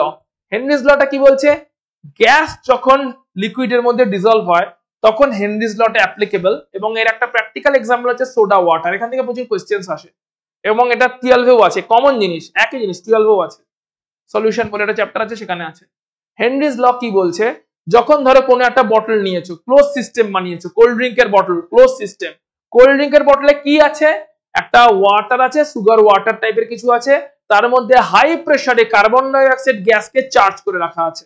এন্ড কোল্ড ড্রিঙ্কের বটলের যে ওপরে যেটুকু জায়গা ফাঁকা থাকে, ছোটবেলায় তো আমার মনে হতো পুরোটা ভর্তি করে দেয় না কেন, যে ওইটুকু ফাঁকা রেখে দেওয়ার মানেটা কি, পুরোটাই তো ভর্তি করে কোল্ড ড্রিঙ্ক দিতে পারে, একটু বেশি কোল্ড ড্রিঙ্ক পাওয়া যাবে। ছোটবেলাতে এটা আমার মনে হতো। হেনরিজ ল যখন আমি বড় হয়ে পড়েছি, যখন 11-12 পড়েছি, পড়ার পরে বুঝেছি ওই ফাঁকা জায়গাতে হাই প্রেসারে কার্বন ডাই অক্সাইড গ্যাস রাখা ম্যান্ডেটারি, ওখানটা কোল্ড ড্রিঙ্ক দিয়ে ভরে দিলে হবে না। ওই হাই প্রেসারে কার্বন ডাই অক্সাইড গ্যাসটা প্রেজেন্ট আছে ম্যান্ডেটারিলি। সো যেহেতু কার্বন ডাই অক্সাইড গ্যাসটা ওইখানটা প্রেজেন্ট আছে, ওখানে একটা ইকুইলিব্রিয়াম তৈরি হয়েছে। কেমন ইকুইলিব্রিয়াম, হাই প্রেসারে, অর্থাৎ নিচের সলিউশনটা পুরোপুরি স্যাচুরেটেড, নিচের সলিউশনটা পুরোপুরি স্যাচুরেটেড, কোল্ড ড্রিঙ্কটা পুরোপুরি স্যাচুরেটেড বাই কার্বন ডাই অক্সাইড গ্যাস, কিন্তু ওপরেও কিছুটা এক্সট্রা কার্বন ডাই অক্সাইড গ্যাসকে, ফাঁকা জায়গাটাতে কিছুটা এক্সট্রা কার্বন ডাই অক্সাইড গ্যাসকে রেখে দেওয়া আছে হাই প্রেসারে। কেন, যাতে ইকুইলিব্রিয়াম মেনটেন থাকে। কেমন ভাবে, যে ইকুইলিব্রিয়ামে কি হবে, ওই হাই প্রেসারে থাকা কার্বন ডাই অক্সাইড গ্যাস যেতে শুরু করবে, সলিউশনের মধ্যে ডিজলভ হবে, আর ডিজলভ হয়ে থেকে কিছু কার্বন ডাই অক্সাইড গ্যাস বেরিয়ে এসে ওই ফাঁকা জায়গাতে আবার হাই প্রেসারে জমবে। এই ইকুইলিব্রিয়ামটা যাতে মেনটেন থাকে, কারণ ইকুইলিব্রিয়ামটা মেনটেন রাখতে পারলে তবেই নিচের সলিউশনটা, যেটা কিনা কোল্ড ড্রিঙ্ক, সেই সলিউশনটা সব সময়ের জন্য কার্বন ডাই অক্সাইড দিয়ে স্যাচুরেটেড থাকবে, এন্ড সো কল্ড যে ঝাঁঝটা সেটা আমরা পাবো, যেটার জন্য কোল্ড ড্রিঙ্ক আমরা খেয়ে থাকি বা পান করে থাকি। ঝাঁঝটাই তো ইম্পর্টেন্ট, ঠান্ডা জলটা তো শুধু ইম্পর্টেন্ট নয়। ঠান্ডা জলের দরকার হয়তো চিনি জলকে ঘুরে ফ্রিজে রেখে দিলেই হয়। ঠান্ডা জলের থেকে এখানে ঝাঁঝ ব্যাপারটা ইম্পর্টেন্ট, ফিজ ব্যাপারটা ইম্পর্টেন্ট, তাই কোল্ড ড্রিঙ্কটা খাওয়া হচ্ছে বা পান করা হচ্ছে। তো এই ফিজটা পেতে গেলে কার্বন ডাই অক্সাইডকে ইনট্যাক্ট থাকতে হবে সলিউশনের মধ্যে। কার্বন ডাই অক্সাইড সলিউশন থেকে ইভাপোরেট করে বেরিয়ে এলে চলবে না। তাই কার্বন ডাই অক্সাইডের সলিবিলিটি যাতে সলিউশনটার মধ্যে একদম ইনট্যাক্ট স্যাচুরেটেড থাকে, তাই ওপরেও কিছুটা কার্বন ডাই অক্সাইডকে রেখে দেওয়া হয় ফাঁকা জায়গাতে, যাতে ওই ওপরে কার্বন ডাই অক্সাইড ডিজলভ হতে থাকে এবং ডিজলভ হয়ে থেকে কার্বন ডাই অক্সাইড বেরিয়ে আসতে থাকে, দিয়ে আবার ওই ফাঁকা জায়গায় জমতে থাকে। টাইটলি ক্লোজড আছে সিস্টেম, তো এটা ইকুইলিব্রিয়ামটা চলতে থাকে। অর্থাৎ rate of dissolution is equal to rate of, এখানে প্রেসিপিটেশন বলবো না কারণ গ্যাস, তাই রেট অফ আমরা বলবো ইভাপোরেশন। গ্যাসটা যে রেটে ইভাপোরেট করে বেরিয়ে যাওয়ার চেষ্টা করছে সলিউশন থেকে, সেম রেটে ওই গ্যাসটাই হাই প্রেসারের উপরে রাখা আছে, সে আবার ডিজলভ করে সলিউশনে চলে যাচ্ছে। মানে সলিউশনের মধ্যে গ্যাসের অ্যামাউন্ট কমছে না, সলিউশনের মধ্যে গ্যাসের অ্যামাউন্ট যাতে না কমে তাই উপরে কিছুটা গ্যাসকে আমাকে রাখতে হয়েছে, যাতে উপরের গ্যাস ডিজলভ হয়ে যায় আর ভেতর থেকে গ্যাস বেরিয়ে আসে। উপরে যদি গ্যাস না থাকতো, একটা সময়ের পরে যখন কোল্ড ড্রিঙ্কটা প্যাক হয়েছে তখন হয়তো হাই প্রেসারে আমি কোল্ড ড্রিঙ্কের মধ্যে কার্বন ডাইঅক্সাইড গ্যাস চার্জ করে দিয়েছি। প্যাকিং এর সময় আমি করেছি as a industrialist, as a businessman, আমি কোনো খারাপ জিনিস তৈরি করিনি, আমি একদম পুরো কার্বন ডাইঅক্সাইড গ্যাসকে হাই প্রেসারে চার্জ করে দিয়েছি কোল্ড ড্রিঙ্কের সলিউশনটার মধ্যে, কিন্তু উপরে ফাঁকা জায়গাতে কার্বন ডাইঅক্সাইড গ্যাসটা রাখিনি, পুরোটা ভর্তি করে দিয়েছি। তাহলে কি হবে? তাহলে এটাই হবে, কিছুক্ষণ বাদে বাদে ওই সলিউশনের মধ্যে যে কার্বন ডাইঅক্সাইড গ্যাস ডিজলভ হয়ে আছে তারা তো মুভ করছে না, মলিকুল তো always moving, molecules are at constant motion. Brownian motion হয়তো ছোটবেলায় পড়েছো, সো মলিকুল গুলো সব সময় মোশনে আছে। কার্বন ডাইঅক্সাইড গ্যাস যারা কিনা ডিজলভ হয়ে আছে তারাও মোশনে আছে, কিছুক্ষণ বাদেই কার্বন ডাইঅক্সাইড গ্যাস এই সলিউশন থেকে বেরিয়ে আসতে শুরু করবে, কিন্তু সলিউশনে পাঠানোর মতন আর কোনো কার্বন ডাইঅক্সাইড গ্যাস আমি ওখানে রাখিনি। তো যখন প্যাক করেছি আজ থেকে 6 মাস আগে, এক্সপায়ারি ডেট লিখে কোল্ড ড্রিঙ্ক বিক্রি করা হচ্ছে, তাহলে কোল্ড ড্রিঙ্ক যবে প্যাক করেছি আর যবে কাস্টমারের হাতে পৌঁছবে ততদিনে তো ওই সলিউশন থেকে সব কার্বন ডাইঅক্সাইড গ্যাসই বোধহয় বেরিয়ে এসে ফাঁকা জায়গা করে একটা জমে যাবে। ঝাঁজ যতটা দিয়ে আমি বিক্রি করা শুরু করলাম, প্যাকিংটা করলাম, কাস্টমারের হাতে যখন পৌঁছচ্ছে সেই বটল 6 মাস বাদে, তখন তো সেই ঝাঁজটাই থাকছে না, কারণ কার্বন ডাইঅক্সাইড যেগুলো ডিজলভ হয়েছিল সেগুলো টাইম টু টাইম আনডিজলভড হয়ে যাচ্ছে, বেরিয়ে আসছে। যে কোল্ড ড্রিঙ্কের উপরে কোনো না কোনো ফাঁকা জায়গায় জমা হচ্ছে, হয়তো সবটা বেরোতে পারছে না কারণ জায়গা লিমিটেড, কিন্তু বেরিয়ে আসছে। তাই যতটা ঝাঁজ দিয়ে আমি কোল্ড ড্রিঙ্কে প্যাক করেছি অতটা ঝাঁজ নিয়ে তো কোল্ড ড্রিঙ্কটা বিক্রি হচ্ছে না। তো এই ব্যাপারটাকে এনশিওর করার জন্য উপরে কিছুটা কার্বন ডাইঅক্সাইড গ্যাসকে রাখা হয়েছে, কারণ ডায়নামিক ইকুইলিব্রিয়াম এটা হয় যে যখনই কিছুটা কার্বন ডাইঅক্সাইড বেরিয়ে আসবে তখনই কিছুটা কার্বন ডাইঅক্সাইড আবার ওই উপরের ফাঁকা জায়গায় রাখা হাই প্রেসার কার্বন ডাইঅক্সাইড থেকে কিছুটা কার্বন ডাইঅক্সাইড আবার ডিজলভ হয়ে যাবে, এবং এটা সেম রেটে চলতে থাকবে। ঝাঁজ বাড়বেও না, ঝাঁজ কমবেও না, কারণ কার্বন ডাইঅক্সাইডের সলিবিলিটি বাড়ছেও না, কার্বন ডাইঅক্সাইডের সলিবিলিটি কমছেও না, না বাড়ছে না কমছে, কার্বন ডাইঅক্সাইডের সলিবিলিটি সেমই রয়ে যাচ্ছে, কারণ কিছুটা করে কার্বন ডাইঅক্সাইড ডিজলভ হচ্ছে, আবার কিছুটা করে কার্বন ডাইঅক্সাইড আনডিজলভড হয়ে বেরিয়েও আসছে, দিয়ে ফাঁকা জায়গাটাতে জমছে। সো দিস ইজ হেনরিজ ল। এখান থেকে হেনরি কি স্টেটমেন্টটা দিলেন? হেনরি বললেন যে m proportional to p, that is mass of a gas dissolved in a given mass of a solvent। একটা সলভেন্টের মধ্যে যতটা মাস ডিজলভ করব কোন একটা গ্যাসের, that is at a particular temperature, that is proportional to the pressure of the gas above the solvent। অর্থাৎ কোন একটা সলভেন্টের মধ্যে, সলভেন্টের উপরে ফাঁকা জায়গাটাতে কোন একটা গ্যাসের প্রেসার যত বেশি হবে, ওই সলভেন্টের মধ্যে ওই গ্যাসটার ডিজলভড হয়ে থাকা মাস তত বেশি হবে, বা ইনডাইরেক্টলি বলতে গেলে সলিবিলিটি তত বেশি হবে। অর্থাৎ কোন একটা সলভেন্টের উপরে ফাঁকা জায়গাতে যত হাই প্রেসারে আমি কোন একটা গ্যাসকে দিয়ে রাখতে পারবো, ফাঁকা জায়গাটাতে যত হাই প্রেসারে আমি কোন একটা গ্যাসকে দিয়ে রাখতে পারবো, তত ওই গ্যাসটার মাস সলভেন্টের মধ্যে বাড়বে। সলভেন্টের মধ্যে গ্যাসের মাস বাড়া মানে কি? সলভেল হয়ে যাওয়াকেই বলছে না, যে গ্যাসটা সলভেল হয়ে যাবে মানে সলভেন্টের মধ্যে মাসটা বাড়বে। সলভেন্টের মধ্যে গ্যাসের মাসকে যদি বাড়াতে হয় তাহলে গ্যাসের উপরে ফাঁকা জায়গাতে গ্যাসের প্রেসার বাড়িয়ে রাখতে হবে, এটাই বলতে চাইছে। সলভেন্টের মধ্যে গ্যাসের মাসকে বাড়ানো মানে সলিবিলিটির কথাই মিন করছে, যে সলভেন্টের মধ্যে গ্যাসের মাসটা তখনই বাড়বে যখন সলিবিলিটি বাড়বে। তাহলে ইনডাইরেক্টলি বলতে গেলে সলিবিলিটি বাড়াতে গেলে উপরের ফাঁকা জায়গা রাখতে হবে যেখানে গ্যাসটাকে হাই প্রেসারে ভরে রাখতে হবে। গ্যাসের প্রেসার যত ফাঁকা জায়গায় বেশি থাকবে ওই গ্যাসের সলিবিলিটি তত নিচের সলভেন্টের মধ্যে বেশি হবে, এটাই বলছে হেনরিজ ল। এবং এর উপরে বেস করেই এই সোডা ওয়াটারের কনসেপ্টটা আসে, যে কারণে যখনই ওয়াটারের বটলটা খোলা হয় একটা ফিজ বেরিয়ে আসে। ফিজটা কেন বেরোয়? ওই এক্সট্রা প্রেসারে থাকা ফাঁকা জায়গায় এক্সট্রা প্রেসারে যে কার্বন ডাইঅক্সাইড গ্যাসটা ছিল ওটা একটু হালকা বোধ করে, বাবারে বাবা এতক্ষণ বাদে ঢাকনাটা খুলেছে, একটু মাথা থেকে চাপটা কমেছে, এতক্ষণ তো চাপ দিয়ে অল্প জায়গার মধ্যে ঠেসে ঠুসে রেখে দিয়েছিল। এই যেই ঢাকনাটা খুলে দেওয়া হয় ফিজ বেরোয়, তার কারণ ওই কার্বন ডাইঅক্সাইডের প্রেসারটা হঠাৎ করে ফল করে, তাই কিছুটা কার্বন ডাইঅক্সাইড গ্যাস সাডেনলি অ্যাটমসফিয়ারে রিলিজ হয়ে যায়। যখন সাডেনলি অ্যাটমসফিয়ারে এই বোতলের ছোট মুখটার মধ্যে দিয়ে রিলিজ হয় তখন একটা সাউন্ড এনার্জি তৈরি হয়, তাই আমরা ফিজের মতন একটা সাউন্ড শুনতে পাই। বেরোনোর সময় কখনো কখনো সলিউশনের বাবেলকেও বানিয়ে নেয়, দিয়ে বাবেল তৈরি করে বেরোয়, তাই একটা ফ্যানাও কখনো কখনো বেরিয়ে আসতে দেখি। তো হেনরিজ লয়ের থ্রু দিয়ে আমরা এটা জানতে পারলাম যে কেমন করে ইকুইলিব্রিয়ামটা এস্টাবলিশড হয়েছে। নর্মাল যখন প্যাকিং হচ্ছে তখন কি করা হচ্ছে, যে সলভেন্টের মধ্যে হাই প্রেসারে চার্জ করে রাখা আছে কি গ্যাস, কার্বন ডাই অক্সাইড গ্যাস। সলভেন্ট আছে, তার মধ্যে হাই প্রেসারে কার্বন ডাই অক্সাইড গ্যাসকে ডিসলভ করা হয়েছে, উপরে একটু ফাঁকা জায়গাতেও কার্বন ডাই অক্সাইড গ্যাসকে হাই প্রেসারে রাখা হয়েছে। এটা করার পারপাসটা কি, যাতে সলভেন্টের ঝাঁজটা মেনটেন থাকে, যাতে কার্বন ডাই অক্সাইডের সলিবিলিটি মেনটেন থাকে। কেমন করে মেনটেন থাকবে, থ্রু দ্য ডাইনামিক ইকুইলিব্রিয়াম। কেমন ভাবে, যে সলভেন্টের উপরে থাকা কার্বন ডাই অক্সাইড গ্যাস যে রেটে ডিসলভ হবে, সলভেন্টের মধ্যে ডিসলভ হয়ে থাকা কার্বন ডাই অক্সাইড গ্যাস সেম রেটে বেরিয়ে আসতে শুরু করবে এবং উপরের ফাঁকা জায়গা জমতে থাকবে। এই পুরো জিনিসটা চলতে থাকবে এরকম করে, ডায়নামিক ইকুইলিব্রিয়াম চলতে থাকবে। উপরের গ্যাস নিচে ডিসলভ হবে, নিচের গ্যাস বেরিয়ে আসবে, উপরে গ্যাস সলিউশনে ডিসলভ হবে, সলিউশনে গ্যাস বেরিয়ে আসবে। এইভাবে পুরো ডায়নামিক ইকুইলিব্রিয়ামটা যদি চলতে থাকে তাহলে সলিউশনের মধ্যে কার্বন ডাই অক্সাইড গ্যাস আলটিমেটলি কমবে না, ডিসলভড কার্বন ডাই অক্সাইড গ্যাস আলটিমেটলি কমবে না, কারণ যেটুকু বেরিয়ে আসছে সেটুকু আবার সাপ্লাই হয়ে যাচ্ছে এবং ইকুয়াল রেটে সাপ্লাই হচ্ছে। যেটুকু বেরিয়ে আসছে কার্বন ডাই অক্সাইড গ্যাস আনডিসলভড হয়, সেটা আবার ইকুয়াল রেটে সাপ্লাই হয়ে যাচ্ছে। তাই আলটিমেটলি সলিউশনের মধ্যে কার্বন ডাই অক্সাইড গ্যাসের সলিবিলিটি কমছে না এন্ড ঝাঁজ ব্যাপারটা মেনটেন থাকছে। এই প্রিন্সিপালকে ইউজ করে হেনরিজ লয়ের থ্রু দিয়ে কোল্ড ড্রিঙ্কের বটল প্যাক আপ করা হয়।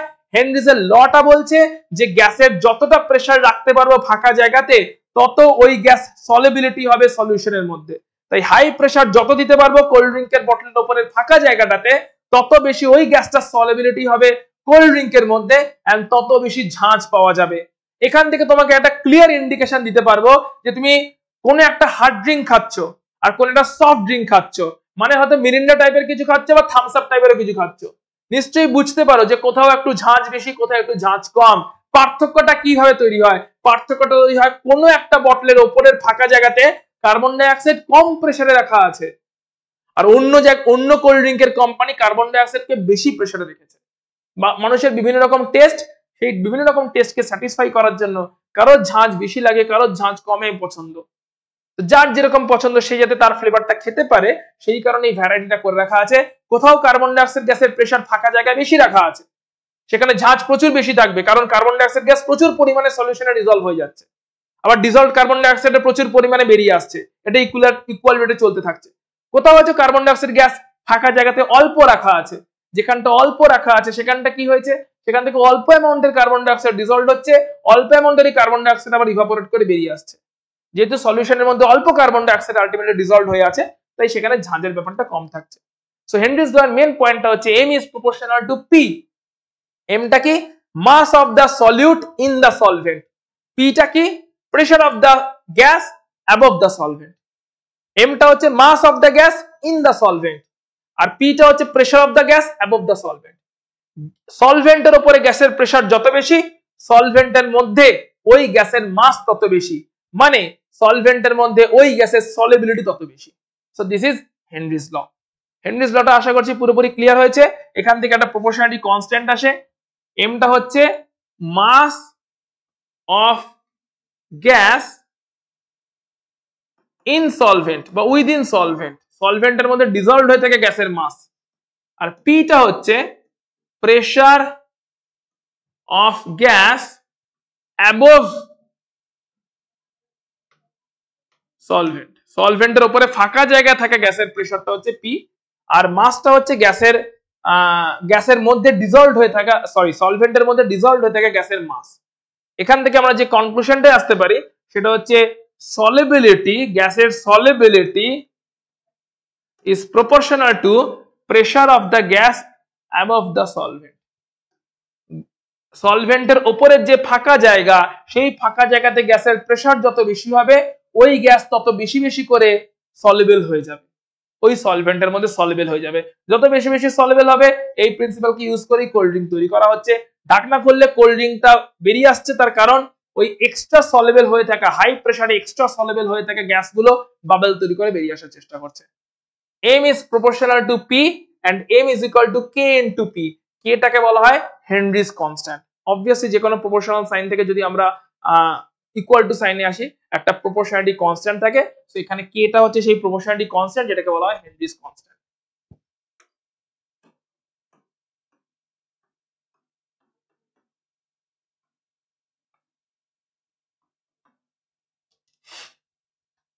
চলে আসছি এবার একটা কেমিক্যাল ইকুইলিব্রিয়ামের এক্সাম্পলে। কি বলছে কেমিক্যাল ইকুইলিব্রিয়াম এই পার্টিকুলার এক্সাম্পলটা? বলছে হাইড্রোজেন এবং আয়োডিন গ্যাস রিঅ্যাক্ট করছে এবং HI গ্যাস তৈরি করছে। হাইড্রোজেন এবং আয়োডিন রিঅ্যাক্ট করে HI গ্যাস তৈরি করছে, সবটাই গ্যাসিয়াস কন্ডিশনে আছে, এটাও গ্যাস, এটাও গ্যাস, এটাও গ্যাস, all are in gaseous condition. তো এখানে দেখানো হয়েছে যে কিরকম করে জিনিসটা হচ্ছে। বলছে যখন ইকুইলিব্রিয়াম অ্যাচিভ হয়ে যাবে, প্রথমে কি আছে, প্রথমে ফরওয়ার্ড রিঅ্যাকশনটা হচ্ছে হাইড্রোজেন এবং আয়োডিন গ্যাস রিঅ্যাক্ট করছে, মানে হাইড্রোজেনও প্রচুর নিয়েছি, আয়োডিনও প্রচুর নিয়েছি, রিঅ্যাক্ট্যান্ট গুলো রিঅ্যাক্ট করছে এন্ড রিঅ্যাক্ট করে HI গ্যাস তৈরি করছে। শুরুতে প্রোডাক্ট কম ছিল, শুরুতে প্রোডাক্ট ছিলই না, আস্তে আস্তে প্রোডাক্ট অল্প অল্প করে তৈরি হচ্ছে এন্ড ফরওয়ার্ড রিঅ্যাকশনের রেটটাই কিন্তু এখানে ম্যাক্সিমাম, অর্থাৎ এই ফরওয়ার্ড প্রসেসটাই কিন্তু ম্যাক্সিমাম হচ্ছে। যখন প্রোডাক্ট আস্তে আস্তে বাড়ছে আর রিঅ্যাক্ট্যান্ট আস্তে আস্তে কমছে, ফরওয়ার্ড রিঅ্যাকশনের রেটও আস্তে আস্তে কমছে। অর্থাৎ কিছুক্ষণ পরে পরে কিন্তু অতটা রেটে প্রোডাক্ট তৈরি হচ্ছিল না যতটা রেটে শুরুতে প্রোডাক্ট তৈরি হচ্ছিল। কিছুক্ষণ পরে পরে যখন প্রোডাক্টের অ্যামাউন্ট বাড়তে শুরু করে দিচ্ছে, তখন প্রোডাক্ট আবার ব্যাকওয়ার্ড প্রসেসে আসতে চাইছে, প্রোডাক্ট আবার ডিকম্পোজ করে যেতে চাইছে রিভার্সেবল ওয়েতে, ডিকম্পোজ করে আবার হাইড্রোজেন এবং আয়োডিনে ব্যাক করে আসতে চাইছে, ডিকম্পোজ করে হাইড্রোজেন এবং আয়োডিনে প্রোডাক্ট আবার ব্যাক করে আসতে চাইছে। তো প্রোডাক্ট যদি হাইড্রোজেন এবং আয়োডিনে ব্যাক করে আসতে চায়, এটা যদি ব্যাকওয়ার্ড হয়, প্রোডাক্টের অ্যামাউন্ট যত বাড়ছে ততই ব্যাক করে আসার টেন্ডেন্সি বাড়ছে। প্রথমে রিঅ্যাকট্যান্ট প্রচুর ছিল তাই প্রোডাক্ট প্রচুর তৈরি হচ্ছিল এবং রেট অফ ফরওয়ার্ড রিঅ্যাকশন বেশি ছিল। আস্তে আস্তে কি হলো, প্রোডাক্ট যত তৈরি হচ্ছে সেটাও ব্যাক করে আসার চেষ্টা করছে, রিভার্স হওয়ার চেষ্টা করছে এবং ব্যাকওয়ার্ড রিঅ্যাকশনের রেটও বাড়ছে। ইকুইলিব্রিয়াম যখন অ্যাচিভড হবে তখন এই কন্ডিশনটা অ্যাচিভড হবে, যেটা এতক্ষণ ধরে বলছিলাম, rate of forward reaction is equal to rate of backward reaction. Backward রিঅ্যাকশনের রেট আর ফরওয়ার্ড রিঅ্যাকশনের রেট সমান হবে। এই অবস্থায় খুব ভালো করে এই পরের পয়েন্টটা দেখবে, যখন এটা সমান হয়ে যাবে তখন no more formation of product, আর কোনো প্রোডাক্ট ফরমেশন হবে না। মানে কি প্রসেস স্টপ হয়ে গেছে? Never. No more reaction among the reactants, reactants গুলোর মধ্যে আর কোনো রিঅ্যাকশন হতে দেখতে পাওয়া যাবে না। প্রসেস কি স্টপ হয়ে গেছে? নেভার, প্রসেস চলছে। কিন্তু তারপরও কেন নতুন কোনো প্রোডাক্ট তৈরি হচ্ছে না, কেন রিঅ্যাক্ট্যান্ট আর খরচ হচ্ছে না? কারণ এই কন্ডিশনটা অ্যাচিভড হয়েছে, ডায়নামিক স্টেডি স্টেট। যখন ফরওয়ার্ডটা যে রেটে প্রোডাক্ট তৈরি করাচ্ছে, ব্যাকওয়ার্ড সেই রেটেই প্রোডাক্টকে ডিকম্পোজ করিয়ে দিচ্ছে। এই অবস্থায় রিঅ্যাক্ট্যান্টের কনসেন্ট্রেশন কনস্ট্যান্ট হয়ে গেছে, চেঞ্জ হচ্ছে না। প্রোডাক্টের কনসেন্ট্রেশন কনস্ট্যান্ট হয়ে গেছে, চেঞ্জ হচ্ছে না। মানে নতুন কোনো করে রিঅ্যাক্ট্যান্ট আর খরচ হচ্ছে না, রিঅ্যাক্ট্যান্টের অ্যামাউন্ট কনস্ট্যান্ট দেখতে পাচ্ছি। নতুন করে প্রোডাক্ট তৈরি হচ্ছে না, মানে প্রোডাক্টের অ্যামাউন্টও কনস্ট্যান্ট দেখতে পাচ্ছি। কিন্তু নতুন করে প্রোডাক্ট তৈরি হচ্ছে না বা নতুন করে রিঅ্যাক্ট্যান্ট খরচ হচ্ছে না, কথাটা ভুল কথা। কনস্ট্যান্ট দেখতে পাচ্ছি, কথাটা ঠিক কথা, যে রিঅ্যাক্ট্যান্টের কনসেন্ট্রেশন কনস্ট্যান্ট হয়ে গেছে, প্রোডাক্টের কনসেন্ট্রেশন কনস্ট্যান্ট হয়ে গেছে, কিন্তু এর মানে নতুন করে তৈরি হচ্ছে না, এই কথাটা ভুল কথা। দুটো ইকুয়াল রেটে নতুন করে প্রতি মোমেন্টে তৈরি হচ্ছে, কিন্তু ইকুয়াল রেটে তৈরি হচ্ছে। নতুন করে তৈরি হচ্ছে না কথাটা ভুল কথা একদমই, প্রতি মোমেন্টে তৈরি হচ্ছে কিন্তু ইকুয়াল রেটে তৈরি হচ্ছে। তাই অ্যাপারেন্টলি দেখে মনে হচ্ছে যে প্রোডাক্টের কনসেন্ট্রেশন তো আর কমছে না, রিঅ্যাক্ট্যান্টের কনসেন্ট্রেশন তো আর বাড়ছে না, কিন্তু ইকুয়াল রেটে কমছে আর ইকুয়াল রেটে বাড়ছে। তাই অ্যাপারেন্টলি এই ফিলিংটা আসছে। সো দিস ইজ একটা এক্সাম্পল দেখলাম কেমিক্যাল ইকুইলিব্রিয়ামের। এর একটা এভিডেন্স যদি দেখতে চাই, এভিডেন্সটা কেমন করে দেখতে পাওয়া যায়? দেখতে পাওয়া যায় যখন ইকুইলিব্রিয়াম অ্যাচিভড হয়ে গেছে তখন কালার ইন্টেন্সিটি সেম রয়ে গেছে। অর্থাৎ যখন hydrogen gas colourless gas, iodine vapour violet colour, আর HI গ্যাসের কোনো কালার নেই। তাহলে শুরুতে কোন কালার বেশি থাকবে বুদ্ধি করে বলো? শুরুতে ভায়োলেট কালার প্রচুর থাকবে। হাইড্রোজেন গ্যাস কালারলেস, আয়োডিন ভেপারটা হচ্ছে ভায়োলেট কালার, এন্ড HI এর আবার কোনো কালার নেই। তাহলে শুরুতে আমরা কালার হিসেবে শুধু আয়োডিনের কালারটাই দেখতে পাবো, that is a violet colour প্রচুর দেখতে পাবো। টাইমের সঙ্গে সঙ্গে কি হবে? আয়োডিন খরচ হচ্ছে, হাইড্রোজেনও খরচ হচ্ছে, আয়োডিনও খরচ হচ্ছে। টাইমের সাথে সাথে আয়োডিনের কালার ফেড হতে দেখবো, মানে ভায়োলেট কালার আস্তে আস্তে ফেড হতে দেখবো। আস্তে আস্তে ভায়োলেট কালার ফেড হচ্ছে, মানে ক্লিয়ারলি আয়োডিন খরচ হচ্ছে। কিছুক্ষণ পরে গিয়ে কি দেখবো? একটা ফেডেড স্ট্যান্ডার্ড সিচুয়েশনে এসে কালার ইন্টেন্সিটি কনস্ট্যান্ট হয়ে গেছে। সেটা অবভিয়াসলি ইনিশিয়ালের মতন অতটা ইন্টেন্স নয়, একটা ফেডেড ইন্টেন্সিটি, কিন্তু সেই ফেডেড ইন্টেন্সিটিতে এসে আয়োডিনের কালারের আর কোনো চেঞ্জ হচ্ছে না, এটাই দেখবো। কেন এরকম দেখবো? তার কারণটা হচ্ছে একটাই, যে তখন ইকুইলিব্রিয়াম অ্যাচিভ হয়েছে, তাই যে রেটে হাইড্রোজেন আয়োডিন রিঅ্যাক্ট করে HI তৈরি করছে তার জন্য কালার ইন্টেন্সিটি একটু হলেও ফেড হচ্ছে। সেম রেটে HI আবার ব্যাক করে এসে হাইড্রোজেন আর আয়োডিন ব্যাক করে দিচ্ছে, কালার ইন্টেন্সিটি আবার রিস্টোরড হয়ে যাচ্ছে। এটা এতটাই ফাস্ট হচ্ছে এই ডাইনামিক মুভমেন্টটা যে আমি দেখছি কালার ইন্টেন্সিটি অল টাইমের জন্য একটা ফেডেড ভার্সন নিয়ে সেম হয়ে কনস্ট্যান্ট হয়ে গেছে। আমি দেখছি কালার ইন্টেন্সিটিতে আর কমছে না। অ্যাপারেন্টলি আমার মনে হতে পারে আয়োডিন মধ্যে আর রিয়াক্ট করছে না, কিন্তু রিয়াকশনটা ডাইনামিক্যালি চলতে থাকছে, ফরওয়ার্ড ব্যাকওয়ার্ড ইকুয়াল রেটে চলছে, তাই কালার ইন্টেন্সিটি আমি অল টাইমের জন্য সেম দেখতে পাচ্ছি। গ্রাফিক্যালি পুরো ব্যাপারটাকে বোঝার চেষ্টা করছি। দুটো আলাদা গ্রাফ। এই গ্রাফটা হচ্ছে রেটের সঙ্গে গ্রাফ, ভালো করে দেখবে। ওয়াই অ্যাক্সিসে আছে রেট, এই গ্রাফটা হচ্ছে রিঅ্যাকট্যান্ট আর প্রোডাক্টের কনসেন্ট্রেশনের গ্রাফ। রিঅ্যাকট্যান্ট আর প্রোডাক্টের কনসেন্ট্রেশনের গ্রাফ। দুটো গ্রাফকে ভালো করে দেখো। সো কি বলছে গ্রাফ দুটো? এটা হচ্ছে রিঅ্যাকশনের রেটের সঙ্গে টাইমের গ্রাফ। রেটের সঙ্গে টাইম। এতক্ষণ ধরে কি বলছিলাম? ফরওয়ার্ড রিঅ্যাকশনের রেট টাইমের সাথে সাথে কি হবে? ফরওয়ার্ড রিঅ্যাকশনের রেট টাইমের সাথে সাথে কমবে। সো ধরলাম একদম শুরুতে ফরওয়ার্ড রিঅ্যাকশনের রেট ম্যাক্সিমাম, কারণ তখন রিঅ্যাকট্যান্ট ম্যাক্সিমাম, রিঅ্যাকট্যান্টই আছে শুধু, তাই ফরওয়ার্ড রিঅ্যাকশনের রেট ম্যাক্সিমাম, কারণ রিঅ্যাকট্যান্ট গুলো রিঅ্যাক্ট করবে এবং প্রোডাক্ট তৈরি করবে। রিঅ্যাকট্যান্ট গুলো রিঅ্যাক্ট করবে এবং প্রোডাক্ট তৈরি করবে, তাই ফরওয়ার্ড রিঅ্যাকশনের রেট একদম শুরুতে ম্যাক্সিমাম। শুরু মানে টাইম জিরো, টাইম জিরো মানে এইখানে। সো টাইম জিরোতে ফরওয়ার্ড রিঅ্যাকশনের রেট একদম ম্যাক্সিমাম, কারণ তখন শুধু রিঅ্যাকট্যান্টই আছে। টাইম যখন জিরো তখন ফরওয়ার্ড রিঅ্যাকশনের রেট ম্যাক্সিমাম, কারণ তখন শুধু রিঅ্যাকট্যান্টই আছে। রিঅ্যাকট্যান্ট প্রোডাক্টে যাচ্ছে, ফরওয়ার্ড রিঅ্যাকশনের রেট কমছে। রিঅ্যাকট্যান্ট প্রোডাক্টে যাচ্ছে, ফরওয়ার্ড রিঅ্যাকশনের রেট কমছে। রিঅ্যাকট্যান্ট প্রোডাক্টে যাচ্ছে, তো ফরওয়ার্ড রিঅ্যাকশনের রেট কমছে। তো ফরওয়ার্ড রিঅ্যাকশনের গ্রাফটা কেন কমার দিকে যাচ্ছে বুঝতে পারলাম, বেশ ভালো কথা। রিঅ্যাকট্যান্ট প্রোডাক্টে যাচ্ছে, তো টাইম যখন জিরো তখন কোনো প্রোডাক্ট ছিল না, তাই রিঅ্যাকট্যান্ট যখন টাইম যখন জিরো তখন নো প্রোডাক্ট, জিরো প্রোডাক্ট। টাইমের সাথে সাথে প্রোডাক্ট তৈরি হয়েছে, অর্থাৎ প্রোডাক্ট যত তৈরি হয়েছে তত ব্যাকওয়ার্ড রিঅ্যাকশনের রেটও বেড়েছে। এটা রিভার্স রিঅ্যাকশন বা ব্যাকওয়ার্ড রিঅ্যাকশন। প্রোডাক্ট তৈরি হচ্ছে, রিভার্স রিঅ্যাকশনের রেট বাড়ছে। প্রোডাক্ট তৈরি হচ্ছে, রিভার্স রিঅ্যাকশনের রেট বাড়ছে। প্রোডাক্ট তৈরি হচ্ছে, রিভার্স রিঅ্যাকশনের রেট বাড়ছে। এই পয়েন্টে এসে কি হয়েছে? ফরওয়ার্ড রিঅ্যাকশনের রেট কমতে কমতে কমতে কমতে যেখানে এসছে, ব্যাকওয়ার্ড রিঅ্যাকশনের রেট বাড়তে বাড়তে বাড়তে বাড়তে সেখানেই চলে এসছে। So this is the equilibrium point. এরপর থেকে পুরো ইকুইলিব্রিয়াম মেইনটেইন হয়েছে, মানে ফরওয়ার্ড রিঅ্যাকশনের রেট আর ব্যাকওয়ার্ড রিঅ্যাকশনের রেট ইকুয়াল হয়ে গেছে। এই কন্ডিশনটাতে বোঝানো হচ্ছে যে রেটে ফরওয়ার্ড রিঅ্যাকশনটা হচ্ছে সেম রেটেই ব্যাকওয়ার্ড রিঅ্যাকশন হচ্ছে। এটা রেট হলো। এই অবস্থায় তোমার কি মনে হয় দেখি, আমাকে আনসার দাও। যখন রেটটা ইকুয়াল তখন রিঅ্যাকট্যান্টের কনসেন্ট্রেশন আর প্রোডাক্টের কনসেন্ট্রেশন এরাও কি ইকুয়াল হয়ে গেছে? আনসার দাও দেখি। যখন রেট ইকুয়াল তখন রিঅ্যাকট্যান্টের কনসেন্ট্রেশন আর প্রোডাক্টের কনসেন্ট্রেশন এরাও কি সেম সেম হয়ে গেছে? কে বলবে? চৈতি, কি মনে হয় বলো দেখি, শুনি। আনসার দাও একটু। যখন রেট ইকুয়াল, ফরওয়ার্ড আর ব্যাকওয়ার্ডের রেট ইকুয়াল, তখন কি রিঅ্যাকট্যান্ট এবং প্রোডাক্ট এদের কনসেন্ট্রেশনও ইকুয়াল? নন্দিনী,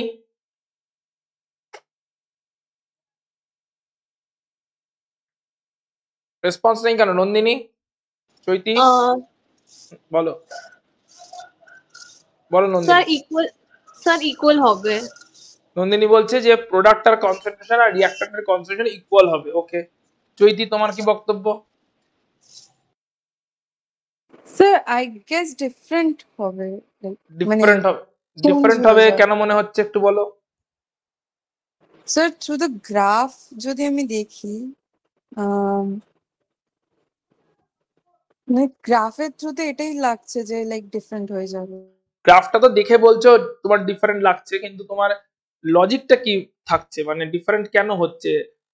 যে রেটে রিঅ্যাকট্যান্ট তৈরি হচ্ছে সেম রেটেই প্রোডাক্ট তৈরি হচ্ছে, তাহলে দুজনের কনসেন্ট্রেশন সেম হয়ে যাবে যখন ইকুইলিব্রিয়াম হবে, না ডিফারেন্ট থাকবে? গ্রাফটা না দেখে যা বুঝলে এতক্ষণ তার বেসিসে।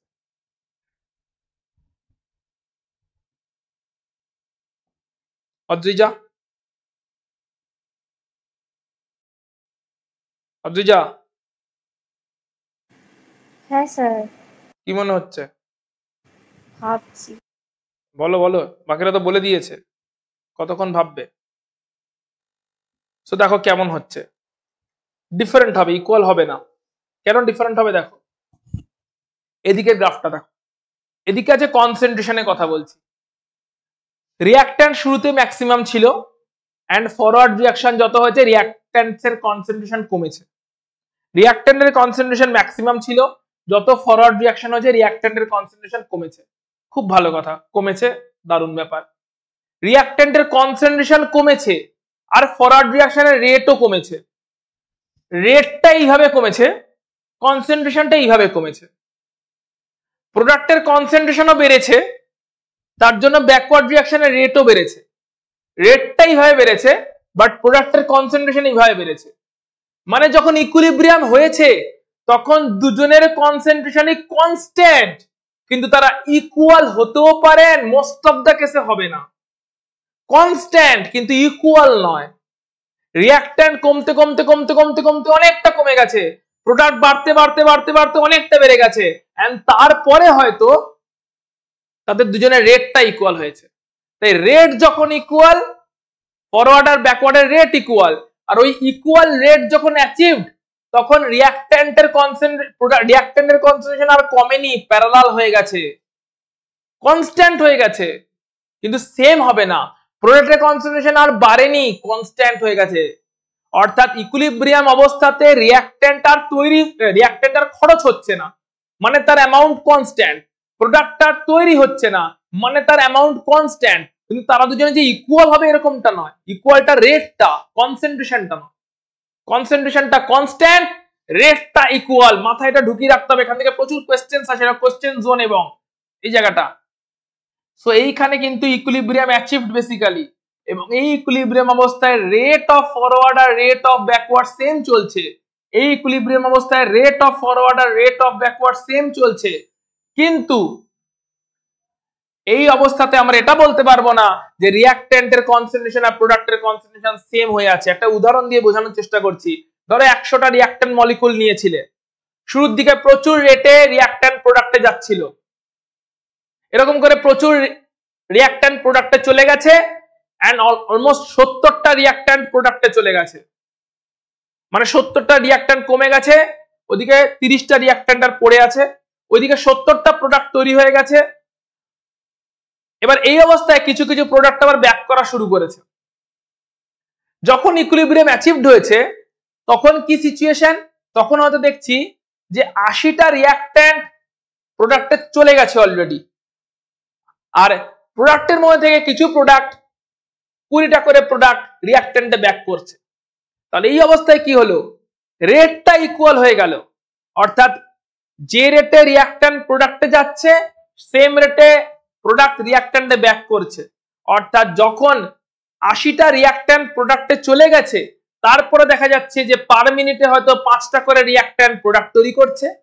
যখন 80টা প্রোডাক্ট তৈরি হয়ে গেছে তারপরে দেখা যাচ্ছে হয়তো 5টা করে প্রোডাক্ট আবার রিঅ্যাক্ট্যান্টে ব্যাক করছে। মানে রেট ইকুয়াল, কেমন, পার মিনিটে 5টা করে রিঅ্যাক্ট্যান্ট যায় আর পার মিনিটে 5টা করে প্রোডাক্ট ব্যাক করে, রেট ইকুয়াল। কিন্তু এই অবস্থায় টোটাল রিঅ্যাক্ট্যান্ট কটা পড়ে আছে, মাত্র 20টা। টোটাল প্রোডাক্ট কটা পড়ে আছে, 80টা। সো তাদের কনসেন্ট্রেশন সেম নয়। যতক্ষণে রেটটা সেম হয়েছে ততক্ষণে রিঅ্যাক্ট্যান্ট প্রচুর হয়তো প্রোডাক্ট তৈরি করে ফেলেছে।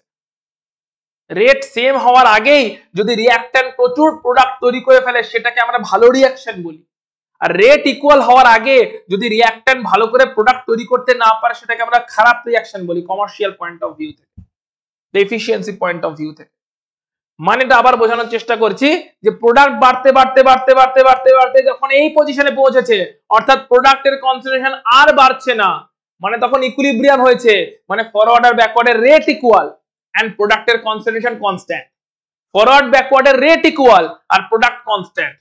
রিঅ্যাক্ট্যান্টও কমছে কমছে কমছে কমছে কমতে কমতে কমতে কমতে আস্তে আস্তে যখন এরকম সিচুয়েশন এসছে তখন আবার ইকুইলিব্রিয়াম অ্যাচিভড, মানে ফরওয়ার্ড আর ব্যাকওয়ার্ডের রেট ইকুয়াল কিন্তু রিঅ্যাক্ট্যান্ট কনস্ট্যান্ট, আর কমছে না। ফরওয়ার্ড ব্যাকওয়ার্ডের রেট ইকুয়াল কিন্তু রিঅ্যাক্ট্যান্ট কনস্ট্যান্ট, আর কমছে না। সো দুটো আলাদা গ্রাফ। এটা বোঝাচ্ছে রেটের কথা, রেটটা ইকুয়াল হয় আর কনসেন্ট্রেশনটা ইকুয়াল হয় না, কনস্ট্যান্ট হয়ে যায়, আর কমে না আর বাড়ে না। দুটো গ্রাফের ইন্টারপ্রিটেশন প্রপারলি ক্লিয়ার হয়েছে কিনা? এই অবধি আমাকে ইকুইলিব্রিয়ামের মেন ফান্ডামেন্টাল একটু বলবে। প্রপারলি ক্লিয়ার গ্রাফ দুটো? হ্যাঁ স্যার হয়েছে ক্লিয়ার। ডায়নামিসিটির যে এক্সাম্পলটা শুরুতে দেখেছিলাম তার রেসপেক্টে এই জিনিসটা দেখানোর চেষ্টা করছি। দেখো রেট এবং কনসেন্ট্রেশন দুটো যে ডিফারেন্ট প্যারামিটার সেটা এখান থেকে বুঝতে পারবে। এই গ্রাফটা ফলো করো। ক্লোজ সিস্টেম আছে শুরুতে, এই ছবিটা ডায়াগ্রামটা ফলো করো। ক্লোজ সিস্টেম শুরুতে এখানে অনেকগুলো রিঅ্যাক্ট্যান্ট ছিল, একটা দুটো তিনটে চারটে পাঁচটা ছটা সাতটা আটটা বল দেখতে পাচ্ছি, 8টা মলিকুল দেখতে পাচ্ছি। তো শুরুতে 8টা মলিকুল নিয়ে স্টার্ট করেছিলাম এন্ড প্রোডাক্ট কিছু ছিল না। দারুণ রিঅ্যাকশন হয়ে গেছে, শুরুতে শুরু হওয়ার সঙ্গে সঙ্গে ধামাকা রিঅ্যাকশন হয়ে গেছে এন্ড সবাই প্রোডাক্ট তৈরি করে দিয়েছে, একটাই রিঅ্যাক্ট্যান্ট পড়ে আছে। একদম রিঅ্যাকশন স্টার্টই হয়েছে, রিঅ্যাকশন স্টার্ট হয়েছে, স্টার্ট হওয়ার সঙ্গে সঙ্গে পুরো ধামাকা রিঅ্যাকশন হয়ে গেছে, একটা রিঅ্যাক্ট্যান্ট পড়ে আছে, বাকি সবাই প্রোডাক্ট তৈরি করে বসে আছে। প্রোডাক্ট প্রচুর তৈরি হয়ে গেছে। এই অবস্থায় কি হচ্ছে, প্রোডাক্ট আবার ব্যাক করাও শুরু করেছে, প্রোডাক্টও প্রচুর ব্যাক করা শুরু করেছে। তাহলে প্রোডাক্টও ব্যাক করা শুরু করেছে, যা প্রোডাক্ট তৈরি হয়েছিল তার মধ্যে বেশ কিছু প্রোডাক্ট আবার রিঅ্যাক্ট্যান্টে ব্যাক করে এসেছে। সো এখন কি সিচুয়েশন দেখলাম যে রিঅ্যাক্ট্যান্টের 1 2 3 4 5টা আর প্রোডাক্টের 1 2 3টে পড়ে আছে।